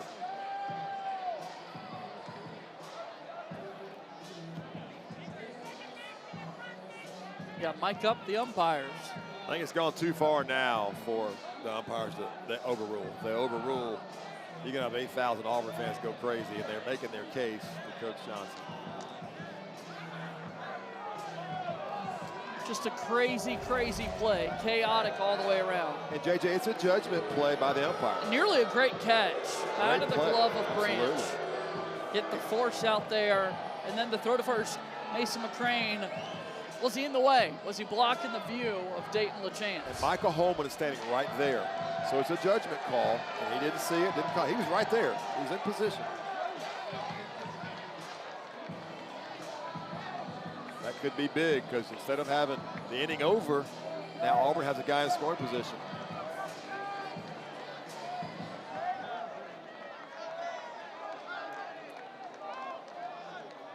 Here's Chase Fralick. Takes strike one. And good for big Cam Johnson. Got a delay, got some emotions. He comes right back and pounds a fastball for a strike.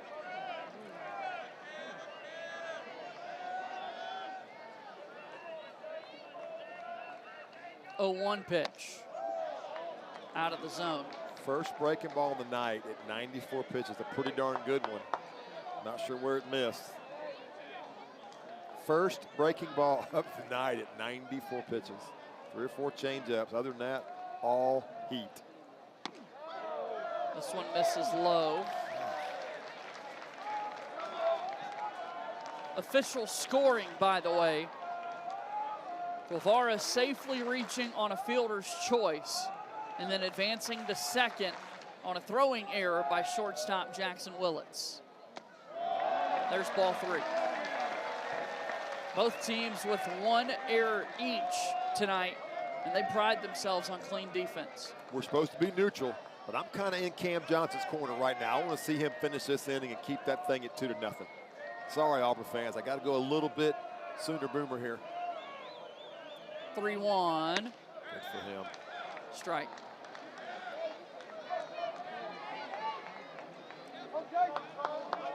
Nine full counts for Cam tonight out of 22 batters. See if we can get a Boomer Sooner finish. Sorry, Sooner Boomer, Flip the Boomer. Sorry, words folks. around. My bad. Freilich the other way. He did it. Branch. He did it. Clean work. And Oklahoma's out of the 5th. Sooners lead 2-0 over Auburn as we go to inning number 6.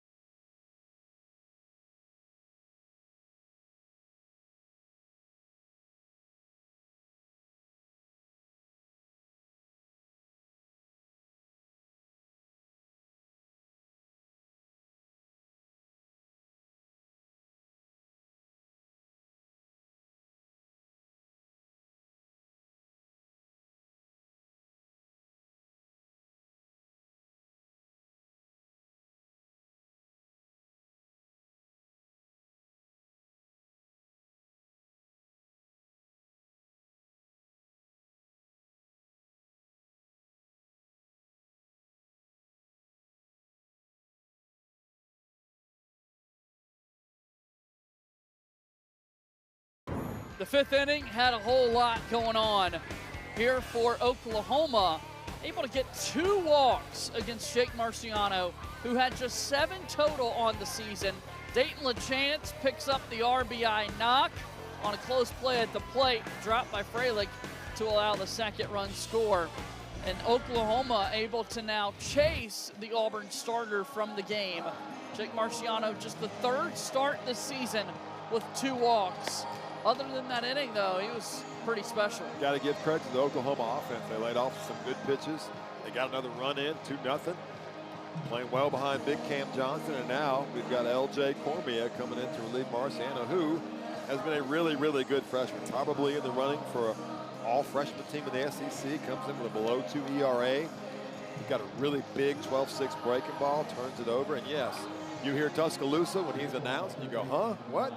His dad pitched at Alabama, and here he is as a freshman pitching for Auburn. You don't mention that name around this town much.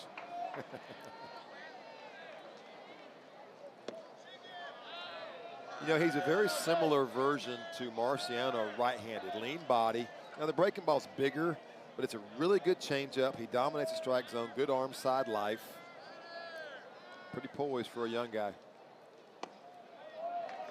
Here's a strike as we take a look at the last 9 appearances for L.J. Cormier.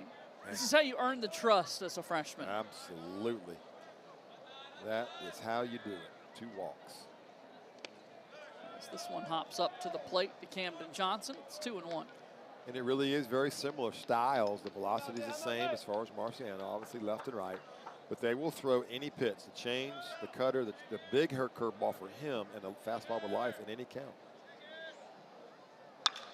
Hard hit ball to center field. Bristol Carter able to make, no, he dropped it. Nearly came up with the catch on the run. And Johnson's going to be safe at first. Never seen that. That ball had some top spin on it. Really tough ball to catch. Look, it got in on him a little bit. Here's Carter. There it is, out of the glove. Yeah, it had straight down top spin. It's the toughest ball for an outfielder to catch, and a break for Oklahoma. So the leadoff runner is aboard. Drew Dickerson at the plate, inside. I don't know that I've ever seen Bristol Carter make an error in the outfield, other than a throwing error maybe. But again, really tough ball, hard hit, top spin lob a little bit. Dickerson ahead in the count, 1 ball and no strikes. Has scored an error against Bristol Carter.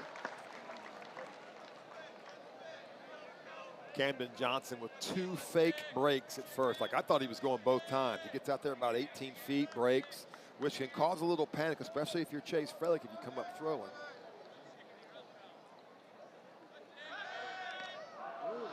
Throw back over to first, sees Camden Johnson get back in safely. It's .97, JJ, on the pick. So as soon as Cormier moves his feet and the ball hits the first base glove, you stop to watch. Less than 1 second. Really good feet, quick release. Camden Johnson just got to be careful. Another throw. Bingaman can't hang on to it cleanly, but Camden Johnson's not able to go anywhere. And this is what you do if you're a pitcher. You pound a good runner. You don't want to throw too much. I've seen that done before too, but you have to let that runner know I've got good feet and good moves. Don't you get out of there. See, 4th in the SEC is Johnson with stolen bases. He's got 22 on the season. He and Brock have 22 stolen bases. Okay. Brendan Brock's the catcher with 22 swipe backs. Good runners, good athletes. So right there, Cormier is a 1.2 to the plate, which between him and Frelick around a 2.0 release point. You better be good if you're going to steal.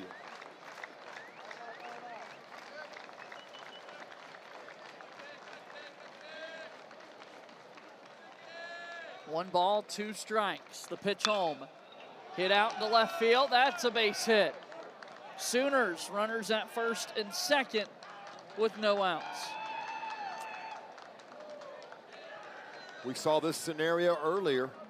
Same situation. Now Harris is going to come up. Last time up, he laid a perfect bunt down the third base line and loaded the bases in the first inning. Coach Willis wants to talk to everybody. So bring his offensive unit together, trying to add to this 2-run lead. Hey, here's an exciting option here, JJ. You have two good runners on base and a good runner to plate. The exciting option is this. You could show bunt and double steal. So Auburn's got to be on their toes. Auburn can't assume, okay, you come crashing down and Oklahoma takes the pitch but double steals. Now you got a problem. There was something there in Coach Willett's mind that he wanted to talk about with those 3 guys. You saw Eric Guevara calling out the defense for Auburn. Runners in scoring position. Both of these offenses been getting the job done.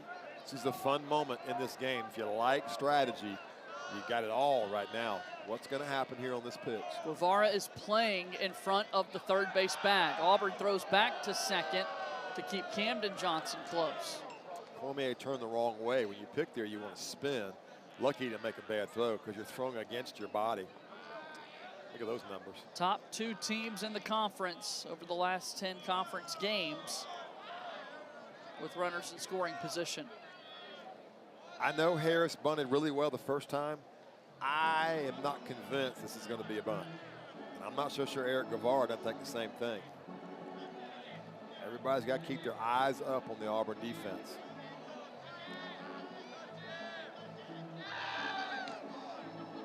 I love Eric Guevara, the way he leads the field. He and Chase Frelick. No doubt. 2 veteran guys. Guevara overcame a knee injury himself early in his playing careers here at Auburn. So you see Guevara, he's watching the runner. Got the hitter in the corner of his eye. Cormier to the plate, fires a strike. See, Harris pulled it back. Again, I just not convinced. Now he may, now with 1 strike, now it may turn into a sacrifice bunt. He could fly. So we saw that in the second inning, sorry.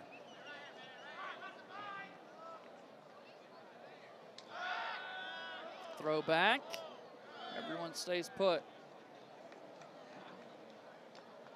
There is tension. Auburn defensively, what's Oklahoma going to do? Oklahoma offensively, need to get this bunt down, get the runner over.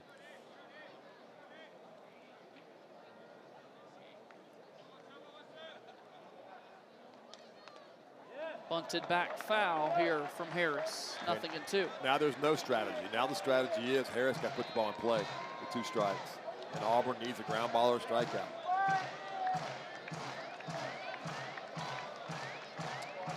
No outs here in the 6th.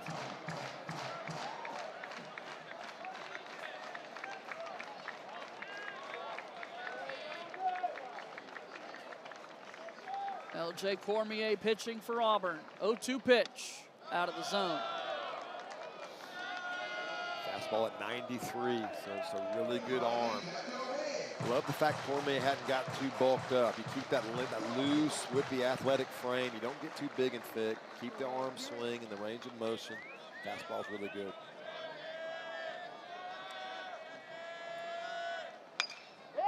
Harris hits it out in shallow center field.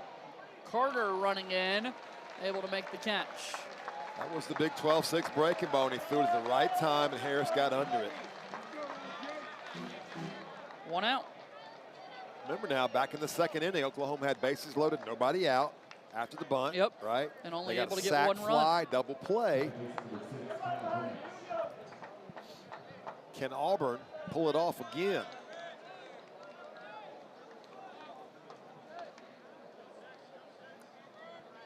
Kyle Branch to the plate.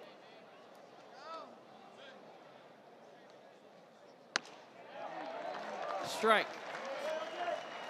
Pound and pound and pound the strike zone. We'll get you a total for first pitch strikes for the Auburn pitching staff tonight. It's through the roof.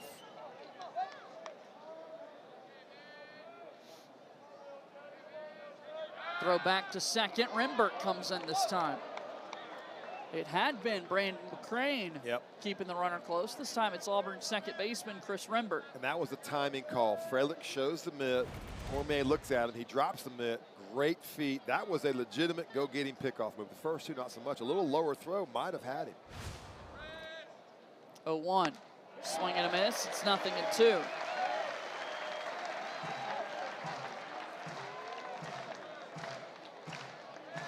Big 12-6 breaking ball. The reason why he has so many strikeouts, does Cormier more than innings. Pretty deadly here, right on right, if he can locate it down, and Frelick blocks it up. Cormier steps off once more and chases the runner back. It's 4 pickoff moves. You got good runners. Just can't let those guys get out there and get antsy with their feet, steal third base on you.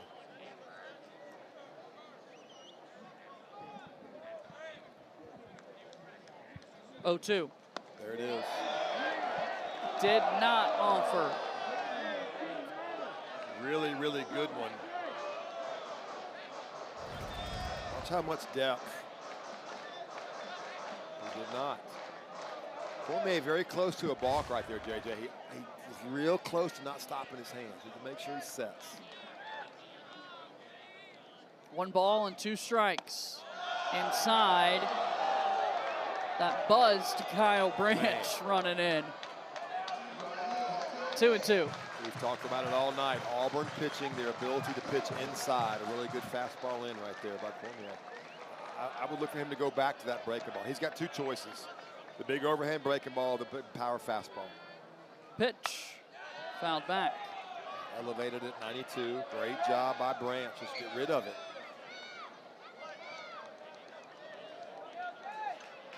2-strike hitting is a fist fight. Somebody shoved you in the corner, and you just got to fight your way out. That's what Branch is doing, fouling off good pitches.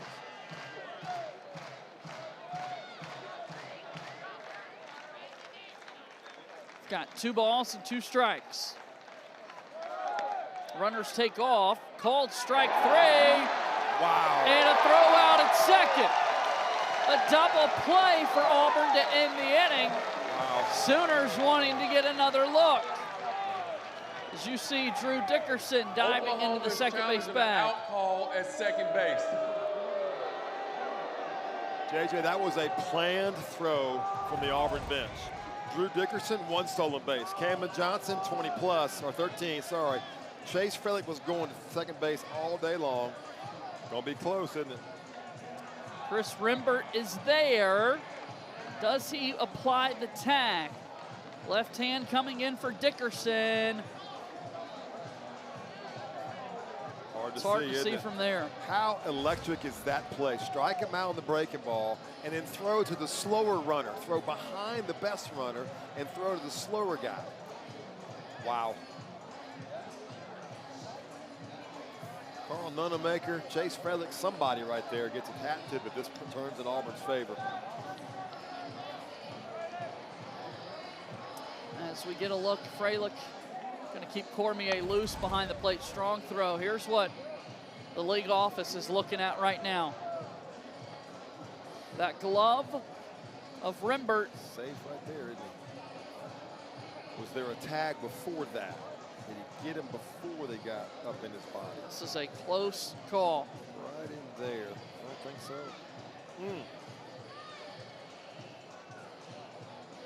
Man, could it be any more electric on a game where both teams need a big win? Every defender for Auburn is huddled up in front of the shortstop position here, trying to figure out if they get to go into the dugout and hit, or if there's just 2 outs in the inning and runners at second and third. Would you rather be anywhere else than an SEC baseball game on a Saturday night? This is fun. 8 teams bundled up between 10 wins and 12 wins, and these 2 teams going at it, fighting for really postseason hosting, not just regular season stuff. All the games across the league have been so exciting. And we're awaiting the call. This would be big, whatever way it goes. For Oklahoma, they would have 2 runners in scoring position with 2 outs. Auburn would be out of the 6th inning entirely and able to bring their bats to the plate. Here's the call. After review, the runner at second base is out.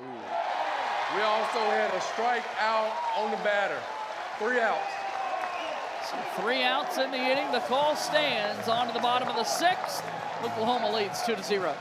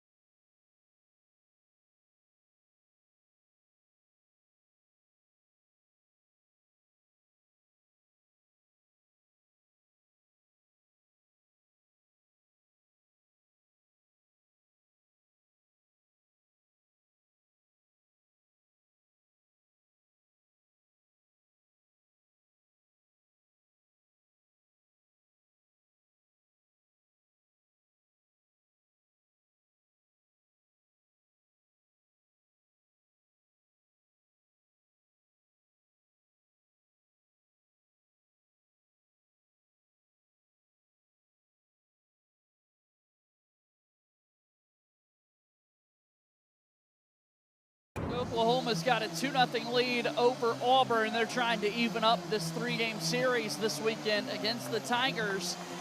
And Oklahoma would love to be able to host a regional. Right now projected as a 2 seed, but when you play in the SEC, you are able to build quite the resume. Well, but what they have ahead of them, we can show you that as well as we get into it here. What they have ahead of them coming down the road, the ranked teams, the good teams, yeah, you're exactly right. They are in the game.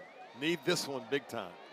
4, 5, and 6 due up for Auburn, and here to begin the 6th inning, Chris Rimbert is at the plate, but notably, Cameron Johnson is still pitching for the Sooners. Here comes pitch number 100 as it misses inside for ball 2. Well, and Oklahoma would love to have big Cam Johnson give him one more. He's given them a lot. He's done a great job. 5 innings, shutout.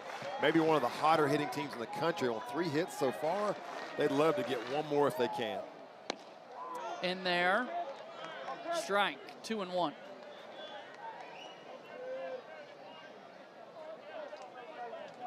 Can he give him 6 strong? Low, 3-1. Activity in the bullpen. The Oklahoma bullpen's ready. They've had Mercurius down there throwing. So they're ready to go.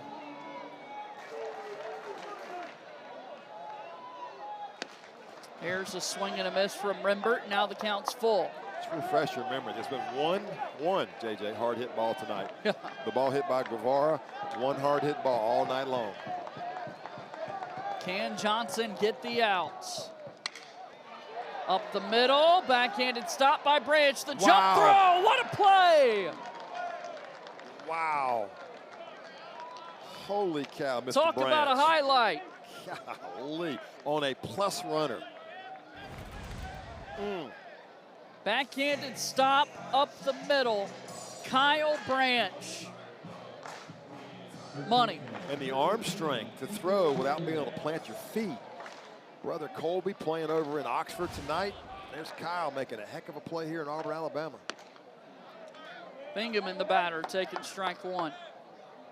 They came in fielding 980 as a team, which is just above elite, and you see why. Bingham hits this one down the right field line, but foul. 0-2 now. Not sure if Cameron Johnson's parents are here or watching, but I know they got to be proud because their boy has gone out and given Oklahoma more than they needed. He really has. His tank has just been awesome to watch do his work. And just going to build for the future. He'll build off of this. His last start was pretty darn good as well, so he's building on 2 now. Outside, 1-2. 106 pitches. To my count, he's thrown 8 off-speed pitches. He's thrown 98 fastballs. Keep doing it. I'm telling you. 1 breaking ball. That one was way out of the zone. And there's the changeup. Oh, it's great.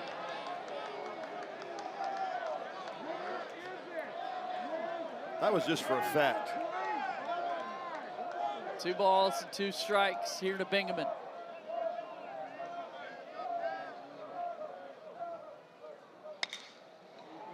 To Branch. He's got it. For Oklahoma, trying to even up this series against Auburn. Again, tomorrow we'll have the series finale. And then here's what's left for the Sooners. Top 25 Florida at home at Arkansas, currently ranked 24th in the country. And then a Tennessee team to close out the year who's just outside of the top 25. Yeah, go have a winning record against those 3, 6, 9, 10, 11 games counting tomorrow, and you're hosting. That's why this time of year people begin scoreboard watching so much. An errant pitch here from Johnson. Every SEC fan wants to be in their stadium with their team hosting all the way to Omaha. Yeah. Auburn last year was a number 4 national seed and got beat in the Super Regional. And here they are now, both teams with the opportunity to do just that. 1-0. Inside. 2-0 to Buff Terrell. Glancing, JJ, at Colby Branch's fielding percentage, 986. Yeah, Willett's 993. And that's 99% of the balls hit. He's made 1 error, has Jackson Willets up the middle. Talk about a combo up the middle, those 2 guys. 3 errors combined between the 2 middle infielders for Oklahoma in 41 games.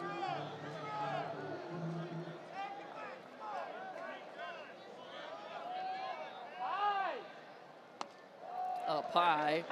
3 balls and no strikes. Cam Johnson's down to his last hitter, I think. He's seen this before, fall behind 3-0, battle back and get him out. This is his 13th 3-ball count. And he has battled through all of them. I don't know how many outs he's gotten with 3-ball counts, but most of them he's come back and got them out. And that's what you see. There's still no runs scored for Auburn. It's a walk for Bub Terrell, and this will bring the tying run to the plate. I think that's it. Yeah. Coach Johnson way ahead of me. What an outing. And watch his teammates. Look at them, all of them. High five, pat on the back. That's a big old back to pat on. Hugged by the catcher. And I guarantee you his head coach owes him a little love because he gave him a great night. Cameron Johnson threw 115 pitches against the Alabama Crimson Tide. Here he is with 112 against Auburn, making an impact. But the Sooners are set to go to the bullpen. And it'll be Xander Mercurius coming in to throw here for Oklahoma. What an outing from Cameron Johnson to start the day. Just fun to watch, just old school. Here's my fastball, hit it. And when you don't give up hits, you can fall behind and walk some guys. So he gave up 7 base runners tonight, 3 hits and 4 walks. Maybe 1 error for the Oklahoma defense. So when you don't give up runners, doesn't matter how you give them up. There's the line there, 5 2/3, 3 hits, no runs, 5 walks and 4 strikeouts. Oklahoma leads by 2 as they go to the bullpen.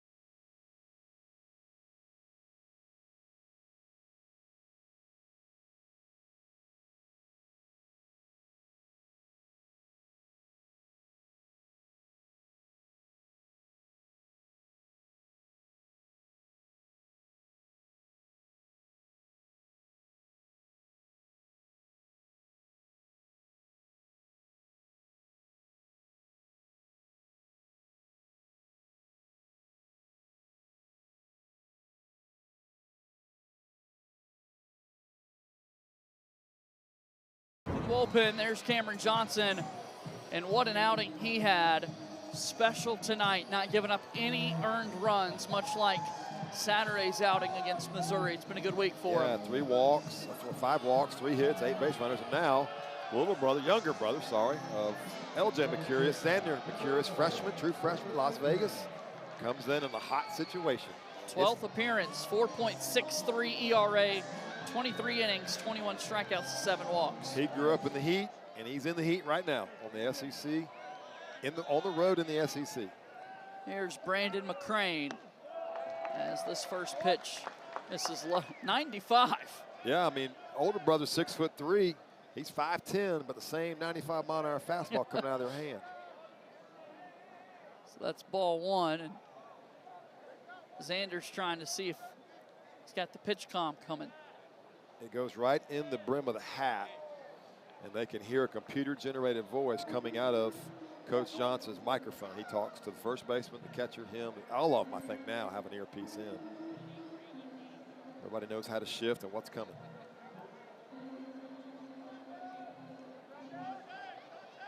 "21 strikeouts, 7 walks on the season for Mercurius. So good command, good power stuff. 1-0. There's a strike. Got a little Marcus Stroman look. 5'8" right-hander for the Blue Jays for years. So good. Same look. Or the sports goggles. The Duke Blue Devil. There you go. That's why I said it. 1-1. McCrane. Foul ball. That was close.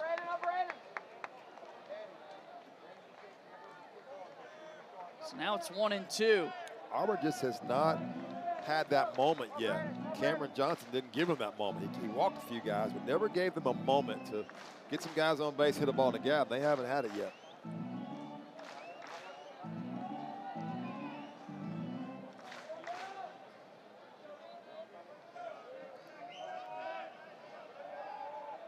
One, 2. Low. 2 balls at 2 strikes. Bub Terrell, not known to run a whole lot. So far, he is looking at 2 stolen bases. Xander Mercurius is pretty quick to the plate. Auburn pretty much forced to just try to hit their way around now and get a run in if they can. 2 outs here in the 6th. Strike 3. McCrane goes down looking. Mercurius with the big strikeout to end the 6th inning. We go to the 7th. We've got a good one here at Plainsman Park.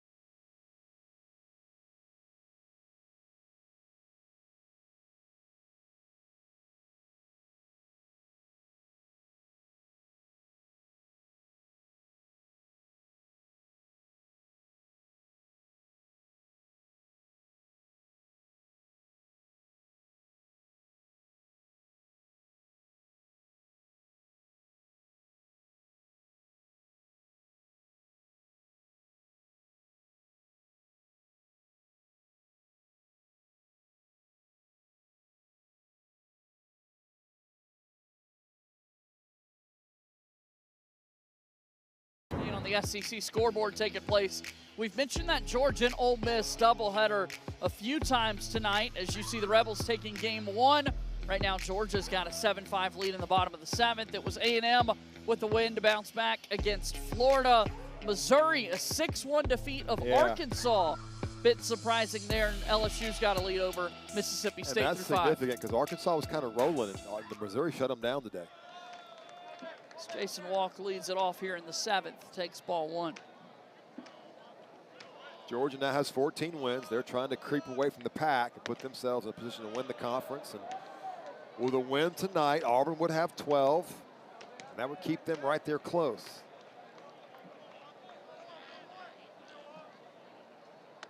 Swing and a miss, 2-1. Yesterday we saw Alabama and Tennessee in a doubleheader. Today it's Georgia and Ole Miss that are playing a twin bill. The rain we did not get here in Auburn, Alabama. Apparently they're getting it somewhere else. Why is that?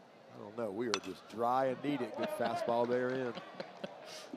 You know a lot of things. I figured maybe you knew. The plains. Where the rain went to. I don't know. My grass is in bad shape. Need some help. 2-2 on the way. Swing and a miss. Cormier's got a strikeout. All right, so Friday night, it was pretty special in the SEC. We mentioned what Auburn was able to do, taking game 1 of the series here. Tennessee won both games of the doubleheader yesterday. Mississippi State walking off LSU in the 11th last night. And then Florida beat A&M. A&M had been 11-1 in their last 12. And Florida, I think, came back and won today. They won 2 in that series after losing 2 to Auburn last weekend down there in Gainesville. A&M won today. A&M won the series, okay. Or tied the series up. Just good baseball all around. It's just really good baseball.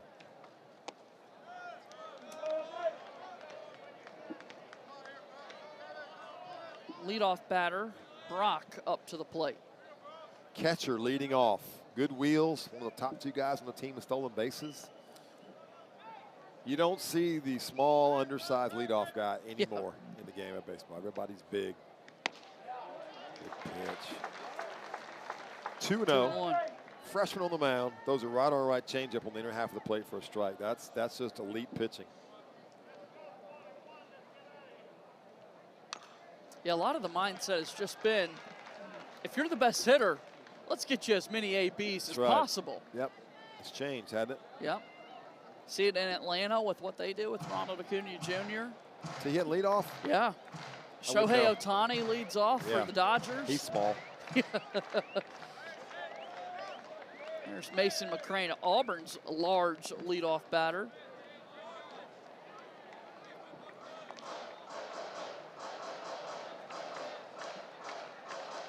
.6'7" out in the outfield. Payoff pitch to Brock. Foul ball toward third. Auburn is one of the lowest teams in the conference in terms of fastball percentage. They just don't throw them. Tomorrow, if you'll tune in with us, you'll see Petrovic go out there. Alex Petrovic will throw breaking balls and changeups. He can throw 94, but Auburn just ranks really low as far as using their fastball. Alvarez does it, but the rest of them mix changeups, cutters, sliders, and fastballs, curveballs, sorry. Payoff. Fly ball, left center field. Carter arranging over, and he's got it, 2 outs.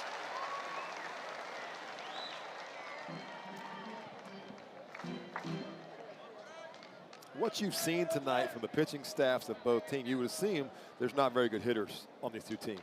Everybody in this dugout was probably a draft potential out of high school, was probably recruited by everybody in the country, and here they are now, and we got 10 hits total. We have 2 runs scored because the pitching has just been that next level tonight by both sides. Trey Gamble's at the plate. High in the zone for ball 1. It's the Sooners left fielder. Yeah, Auburn doesn't really want to see LeChance up this inning with guys on base. They would like to get an out here if they can against Gamble. LeChance is probably, he is the hottest bat in that Oklahoma lineup, and he's hitting everything really hard. An out would send this game to the 7th inning stretch. 1-2. LeChance, 6 straight games with a run driven in. Change up, breaking ball, mix. See if he goes fastball in here. Trying to go up. It's got to be fun if you're Chase Frelick because you don't take a beating back there. Yeah. You can count on the ball being in the zone you want it. You can call a game, get into a rhythm. So fun for a catcher when you know you can count on your guys. Gamble, line drive to right field. McCrane caught it. Wow. Inches above the grass. He's able to put it away and send the game to the 7th inning stretch.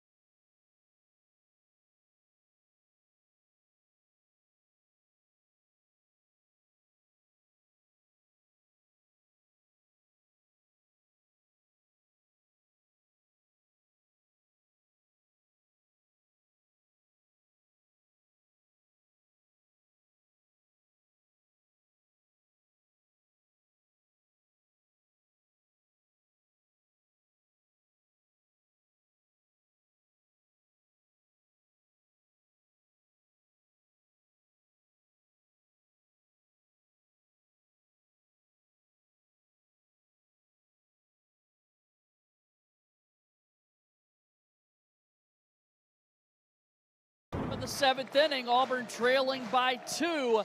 Mason McCrane will hit third this inning for the Tigers.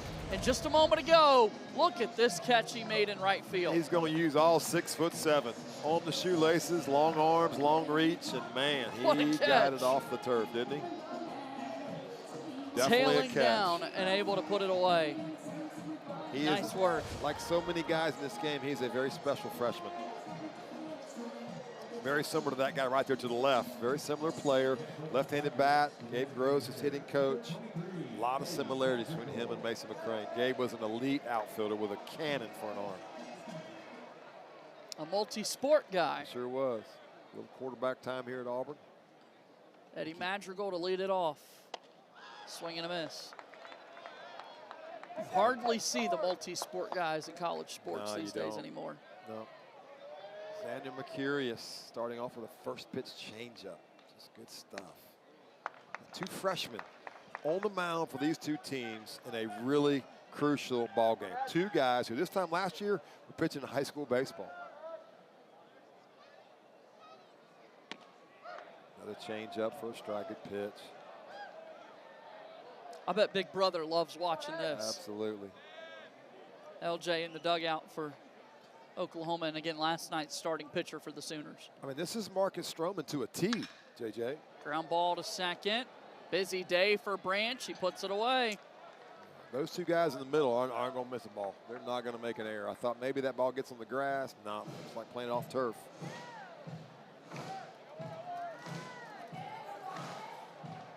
Xander Mercurius is pacing, man. He's like a caged animal. He's ready for the hitter to dig in.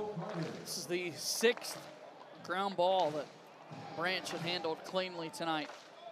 Here's Bristol Carter. Low for ball 1. 97 fastball, 85 slider. Change up out of the hand. So we've been talking about Auburn's offense had been averaging nearly 9 runs a game over the last Tough play. 7 games. And another remarkable play up the middle made by Kyle Branch. No, this is just tough. silly. Yeah, it wasn't tough. It wasn't. It was, but it wasn't.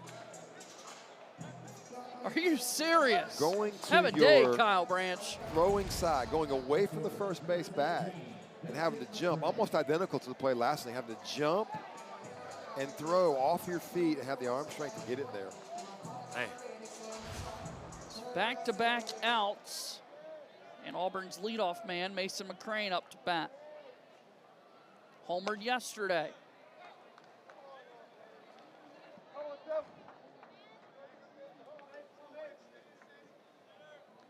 McCrane's been swinging a very hot bat. So looking to get his first hit of today's game. I'd love to have 1 second, maybe 2 or 3, to ask Xander Mercurius if he did, because he grew up in the Marcus Stroman. He would have been, you know, younger, high schoolish, watching Marcus Stroman, because it's really identical. The motion, the hand rhythm, everything. Stuff, 97. Last night, Mason McCrane led off the game. Auburn hasn't scored yet, and yesterday they wasted no time scoring. They did not. That was his 4th in 4 games. Hit 3 down in Gainesville when he was put into the leadoff spot due to an illness to Bristol Carter. He hit his 4th one yesterday. High for ball 1. This is a tricky arm he's facing. It sure is. The thing that was most fun about Marcus Stroman was the 8-pound chain that he wore around his neck. It never bothered him. It flew everywhere. It's fun to watch him pitch with that gold chain around his neck. If you could flash the bling, do it. Small gold chain here. Xander's got to earn that big gold chain. He's earning it right now. No kidding. 2-2 here to Mason McCrane. Well hit, left field, back at the wall. Caught! Play. What a play. Trey Gamble leaps and takes a hit away from Mason McCrane. 7 innings complete.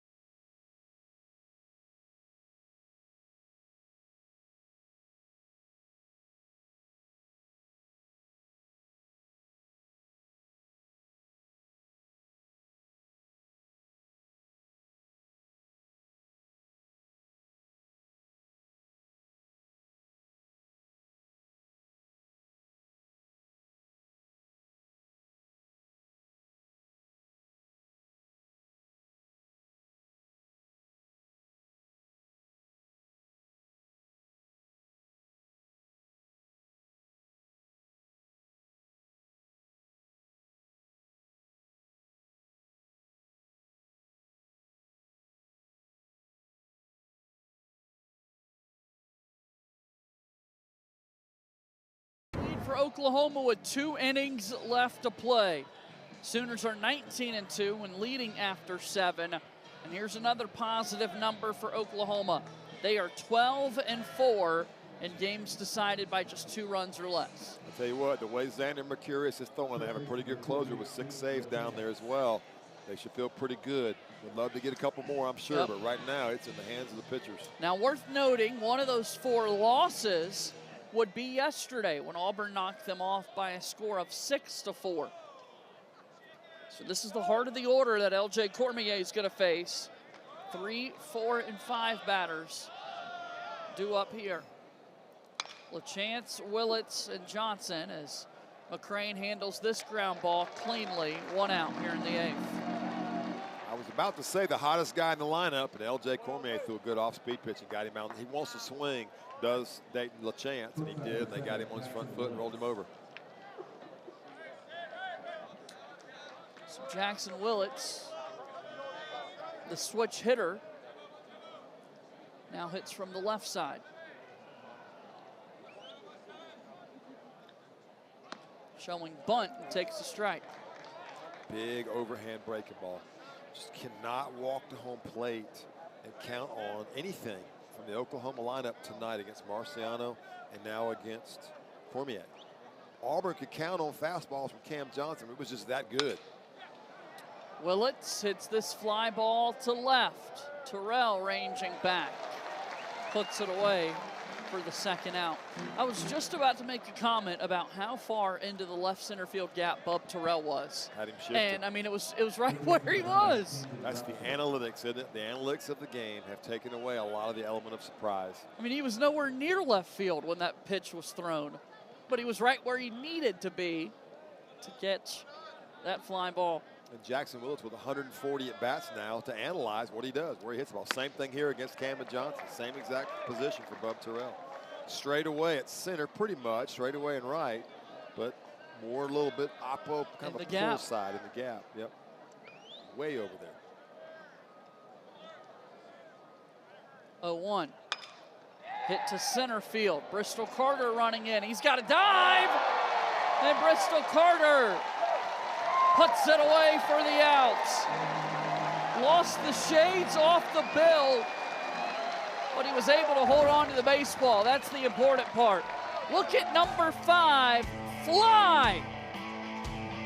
Auburn trails by 2 going to the bottom of the 8th.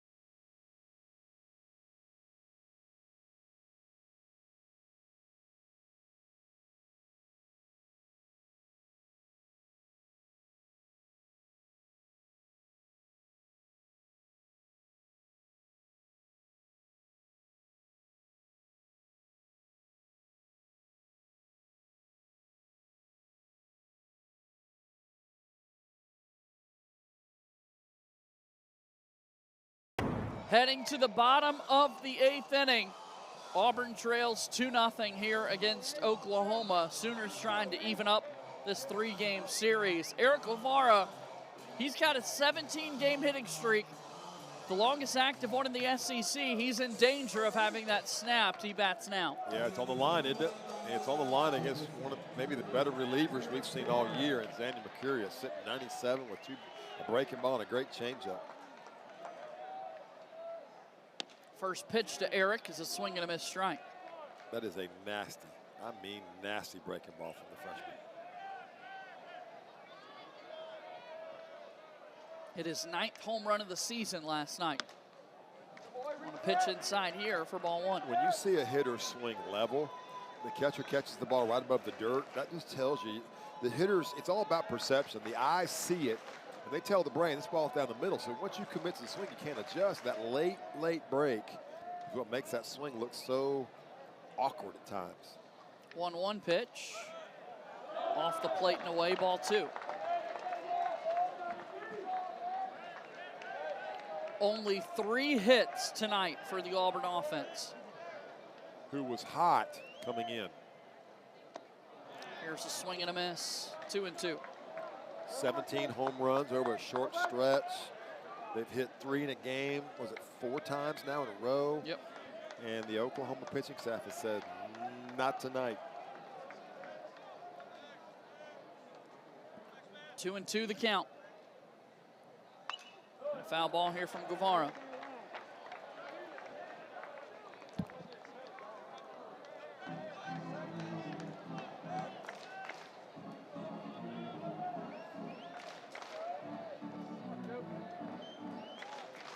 Chase Freilich has a single, Bingaman has a double, and a single from Bub Terrell.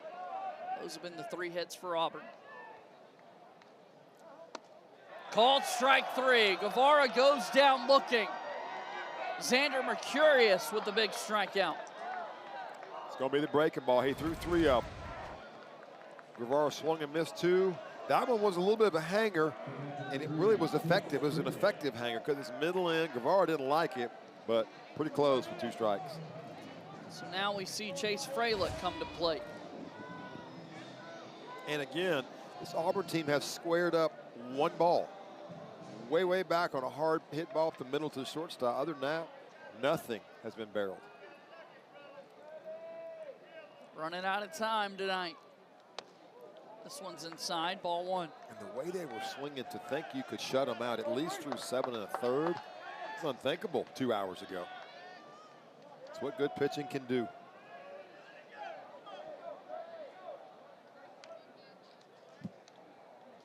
One-0 pitch. Freilich hits this ball high and deep, center field, way back, it's gone! Off the batter's eye in center, and Auburn is on the scoreboard.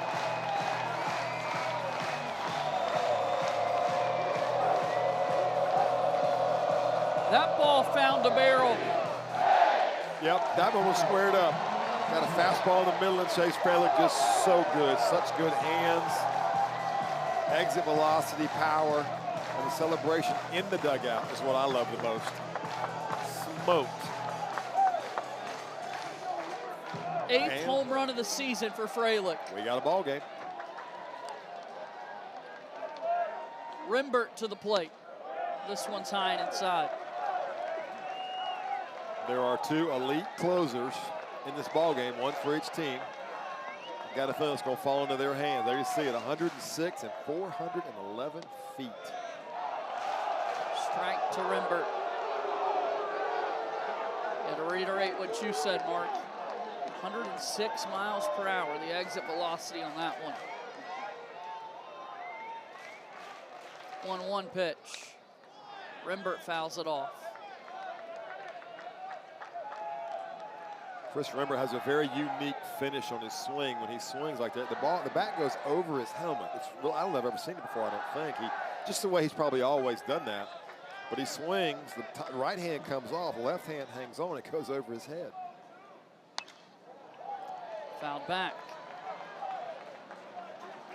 Look at the swing that we saw a moment ago from Chase Freilich. It's a fastball down and in a little bit. Yeah, not really where you want to miss, and he just got it. The game is really slow for Chase Freilich. He almost hit it over the batter's eye. He just plays the game slow. Doesn't speed up, doesn't rush. Auburn is back within 1. As long as we're talking Marcus Stroman here for Mercurius, you can almost talk Freddie Freeman for Chase Freilich. Just a very polished, professional hitter. Not a lot of movement, and lots of talent. 2-2. Rimbert on the ground to third. Johnson, high throw, it's in time. 2 outs. Love to watch Oklahoma play defense. It is so much fun. We're talking about how good the middle is, but they're just good everywhere. We saw Walk make some great plays at center right there. Johnson, a great play at third on a good runner. No holes in this Oklahoma defense. Ethan Bingaman to the plate. He's got a double tonight. That was back in the 2nd inning where he was left stranded. Bingaman takes this one out of the zone. This is the way it should be, isn't it? This is the way it should be. When you got 2 teams on the road in this league, huge crowd, this is the way it should be. Here's a strike. I think Coach Johnson said last night when we interviewed, that's why you come to this league. Yeah. This is why you come. Why would you go bounce around the minor leagues when you can experience this every single Friday, Be a Saturday, part of these Sunday? games. Bingaman, hard hit ball back up the middle. 2-out base runner for the Tigers. It's a great swing from Ethan. Sure was, just strong. He's just so strong for a freshman. Freshman on the mound, one for Auburn, one for Oklahoma. Freshman in the lineup, McCrane and Bingaman, just young guys playing at a high level.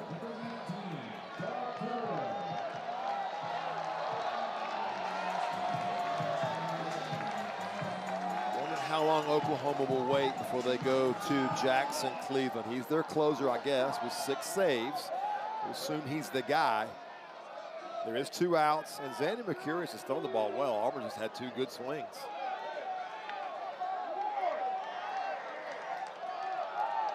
Bub Terrell. He's got a strike. In between innings, we saw starting pitcher Cameron Johnson run out to that bullpen for Oklahoma. I'll close for you, Coach. Let me get loose. 0-1. Swing and a miss from Terrell. It's 0-2. Good off-speed pitch there. They'd like the NCAA softball re-entry rule to come into place. Let me come back in. I only feel 112. I got some more. There he is. Look at he's Yeah. still. And now he's back in the dugout. Man, Coach should have put me in the back and game. I forth. told him I closed. He said, I thought maybe if I ran out to the bullpen for a little while, they might forget that I had already pitched tonight. I like that pitch. Take that 96 on 2 strikes and run it right up under the hitter's chin. Swing and a miss. A And some big energy. strikeout for Xander Mercurius. Yes, sir. Needed I to got make a this. big pitch, and he did. He is fired up. That's a big timeout. Boomers Sooner. They've got a 1-run lead going to the 9th.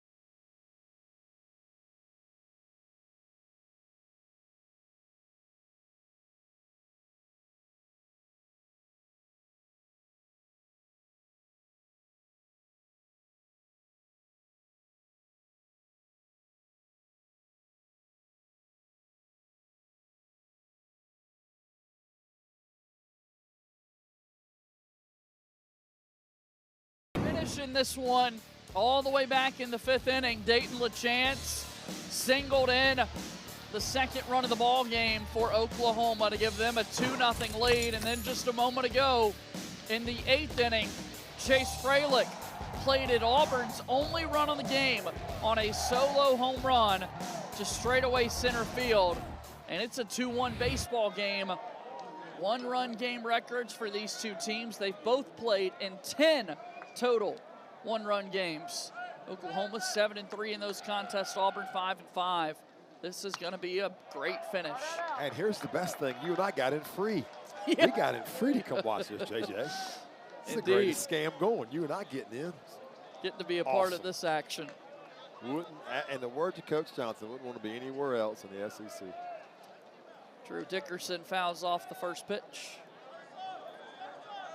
And both these teams just showing tons of emotion.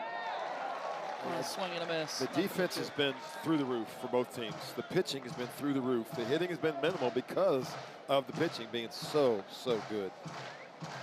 Tanner Mercurius fired up with his inning-ending strikeout just a moment ago on the mound for Oklahoma. Cormier, this is a ground ball. Guevara, high throw, in time. Tell you what, Oklahoma can just run. Dickerson there getting after it. Guevara almost took a little too much time. He had to kind of adjust his body and wait and then use that arm strength to throw through it.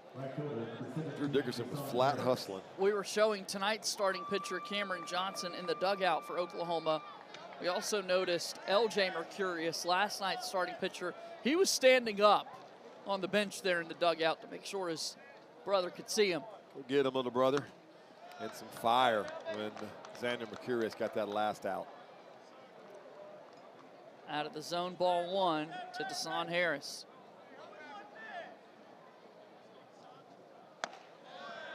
High and away, ball two. Auburn has their bullpen throwing for maybe Garrett Brewer getting loose. It's become a bullpen game. Xander Mercurius chatting with Cameron Johnson right now in the Oklahoma dugout.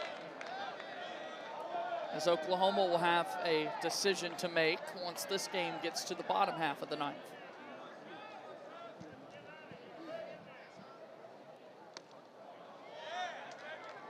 Ball four, it's a walk. Harris down to first.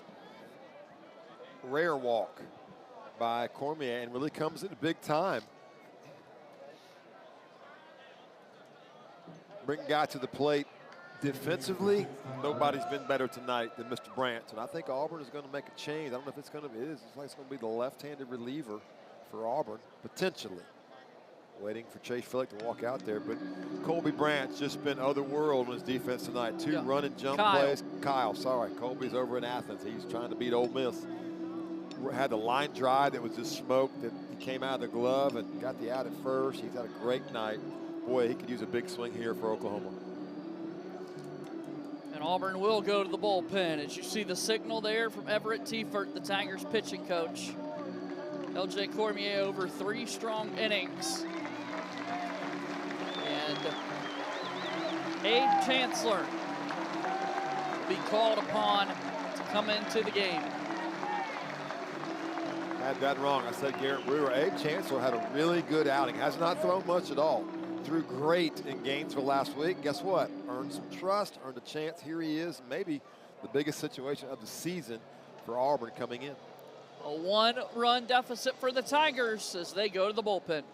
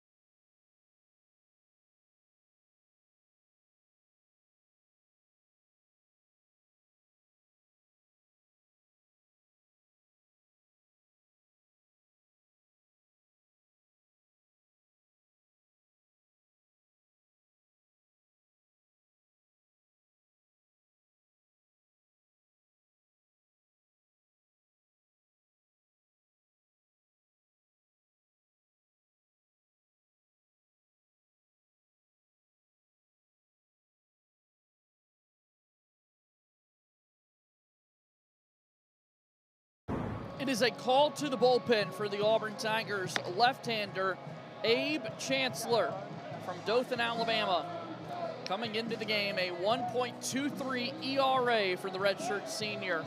6'3", 174, and a massive spot that he's entering in tonight. And did a massive job. Coach Thompson singled him out for his work last week. There you see, he's only pitched in 6 games, 7 innings. But he did it last weekend. He's the only junior college transfer on this Auburn team. The rest of them are portal guys and freshmen. He's a junior college guy pitching here in the biggest night probably of his career. Although last week was really big to get them to win down in Gainesville. Yeah, it was a career high 3 innings that he was able to throw against Florida. And it's interesting, we're talking about it during the break, JJ, why bring him in versus the right-handed hitter. The matchup seems better, but there's something that Everett Tieford knows that we don't know to bring him in right here. Kyle Branch, the batter. Throw over, runner takes off towards second. It's a high throw. Harris is going to be safe at second base. Man, Auburn thought they might have had the second out of the inning. I'm not sure Ethan Bingaman ever got his feet set. Harris can fly, and he knows that, so he might have sped himself up. Let's see if Bingaman gets it. Just didn't get a real clean exchange, it looked like. The ball came out funny, and good that Chris Rembert was in the right spot. Could be big. Auburn answered with 1 run. Can Oklahoma come back, take it back away? They've got a runner in scoring position. Chancellor steps off, throws back. I love the pick by Auburn. That's what you're supposed to do. When you come in with a reliever, you're supposed to pick on the first pitch as a standard, and they did, just didn't make the throw.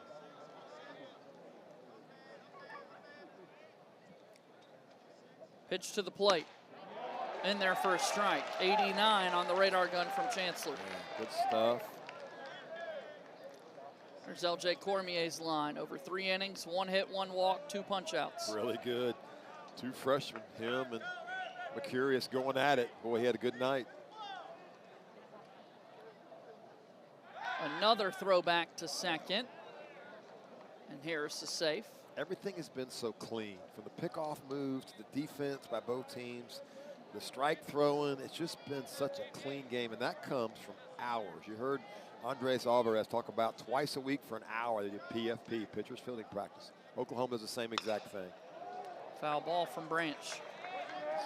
Cannot even imagine, if you're watching the game, listening to us in the broadcast, how many hours go into making it look this polished.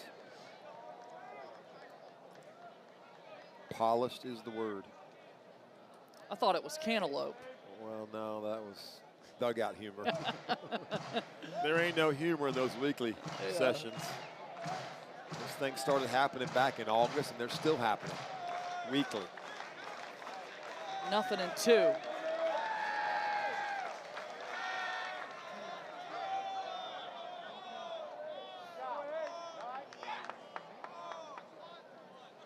Ball charged? I don't think so. I don't know what the home plate was signal. Yeah, it is. Yep, ball 1 charged. and 2. I guess because he didn't throw it or he tried to pick off twice. Freilich is discussing what went on there.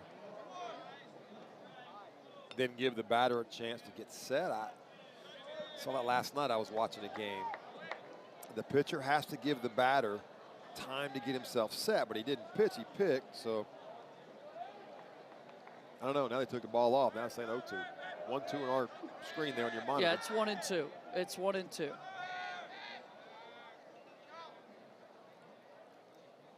Pitch to the plate. To short. McCrane throws to third. Big collision at the base. And they were going to call him out. Golly. The beat just goes on and on and on. It's a mistake by Harris. The ball's to your left as a base runner at second. You cannot advance. But what a play by Brandon McCrane. And a tag and the collision. Yeah, Guevara stepping in for this. Look at the quickness. Ball got up on him a little bit. Guevara's just got to wear it, trying to apply the tag. Came off the bag right there, and he's out. Man, another piece of defense by these two teams. 2 outs in the 9th. Jason Walk, the batter. He fouls off the first pitch.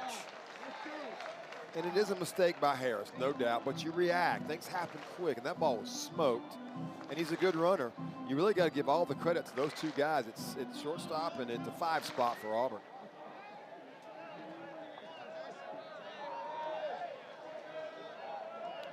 Two down, 0-1 the count to Jason Walk. Pick off here from Chancellor. It's like watching a big league game. I don't know what the word is. I'm out of words. It's all yours, JJ. See you tomorrow. So much fun. Can't go anywhere just yet. Yeah, this is fun. We've got a big finish on our hands.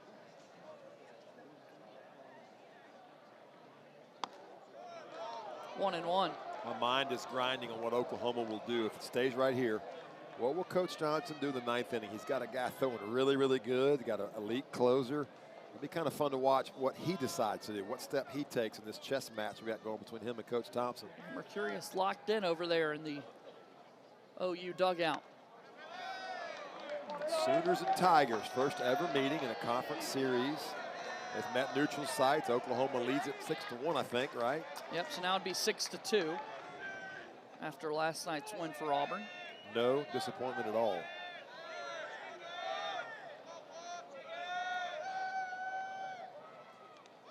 Hopping up to the plate, it gets past Freilich, and the runner able to move up. Kyle Branch into scoring position. He's safe at second. And now you think about that base running mistake by Harris. If, right? If. Could be standing at third base now with 1 out. A chance to get a 3rd run. We'll never know, but it gets a little more painful seeing that wild pitch right there. So a 3-1 count here to Jason Walk, the switch hitting center fielder.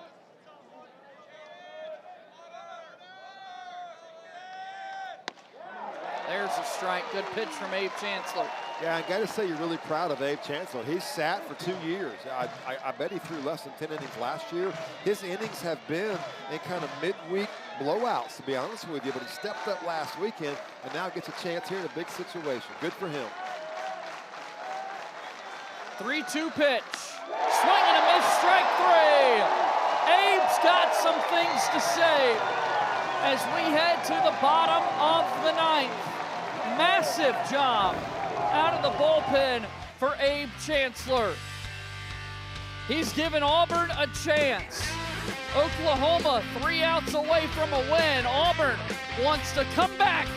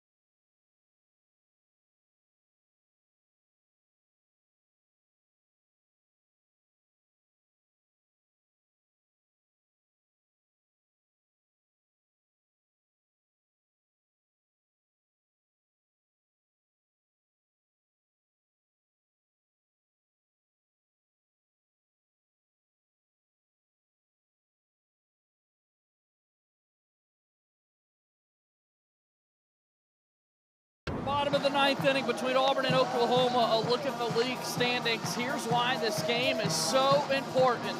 Auburn just a 1-win advantage over the Sooners in the league standings, and so many teams bunched up together at the top.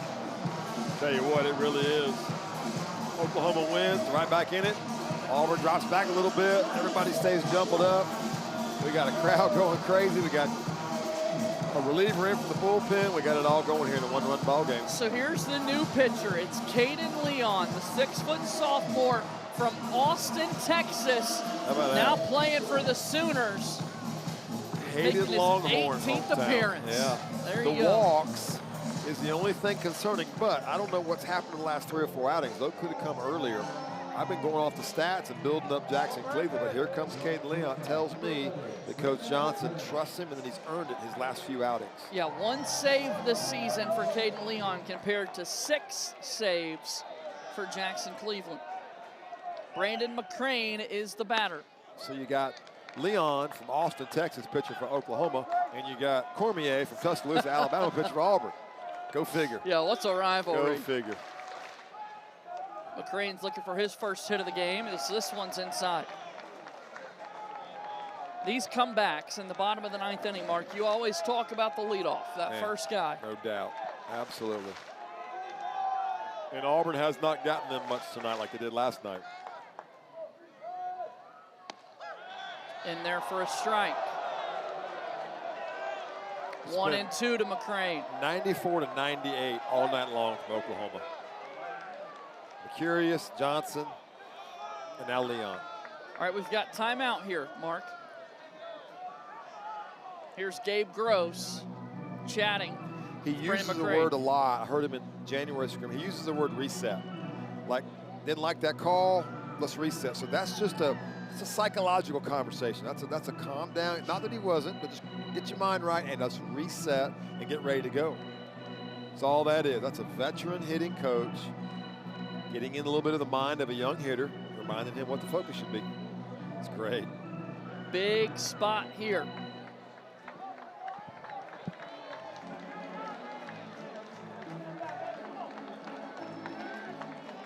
These coaches know what makes their players tick.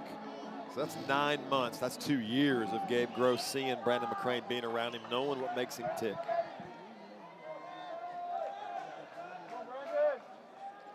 One and 2 the count.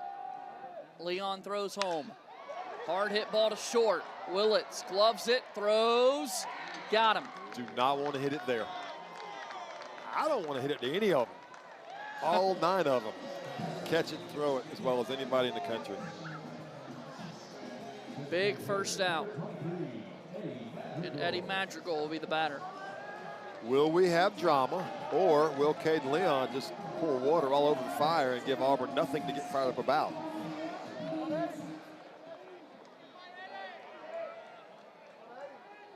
Pitch home. Hop it up to the plate for ball 1. Tell you, I've been really impressed with how Brendan Brock has worked behind the plate. Done a really good job back there tonight.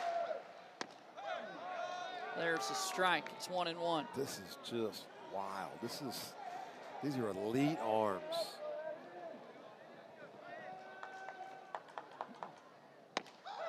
Strike 2.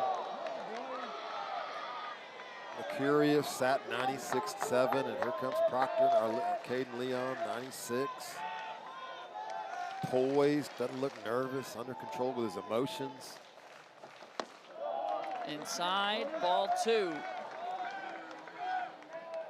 The arm strength the last 15 years in the game of baseball is through the roof.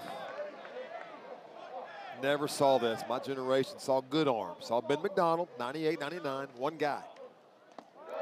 Bounces up to the plate and the count's full. 3 balls and 2 strikes to Eddie Madrigal.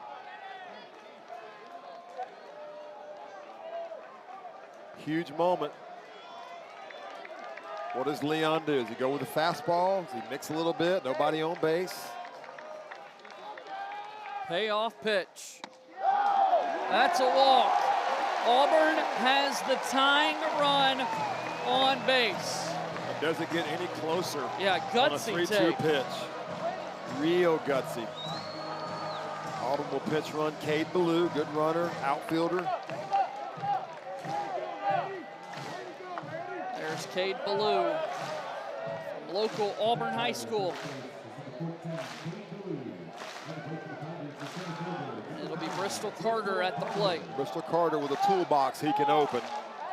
Great bunter, really, really deep is Branch at second base. A push bunt, if he can get it by the pitcher. Carter takes a strike. Good breaking ball by Leon. First pitch breaking ball. Take the steam out, take a little off, throw a breaking ball across the plate. 2 homers on the year for Carter with 23 driven in.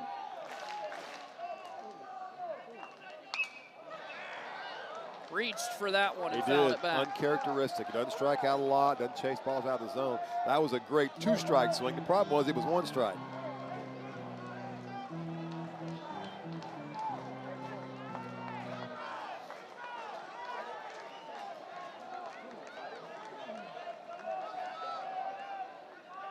Oh-2 pitch.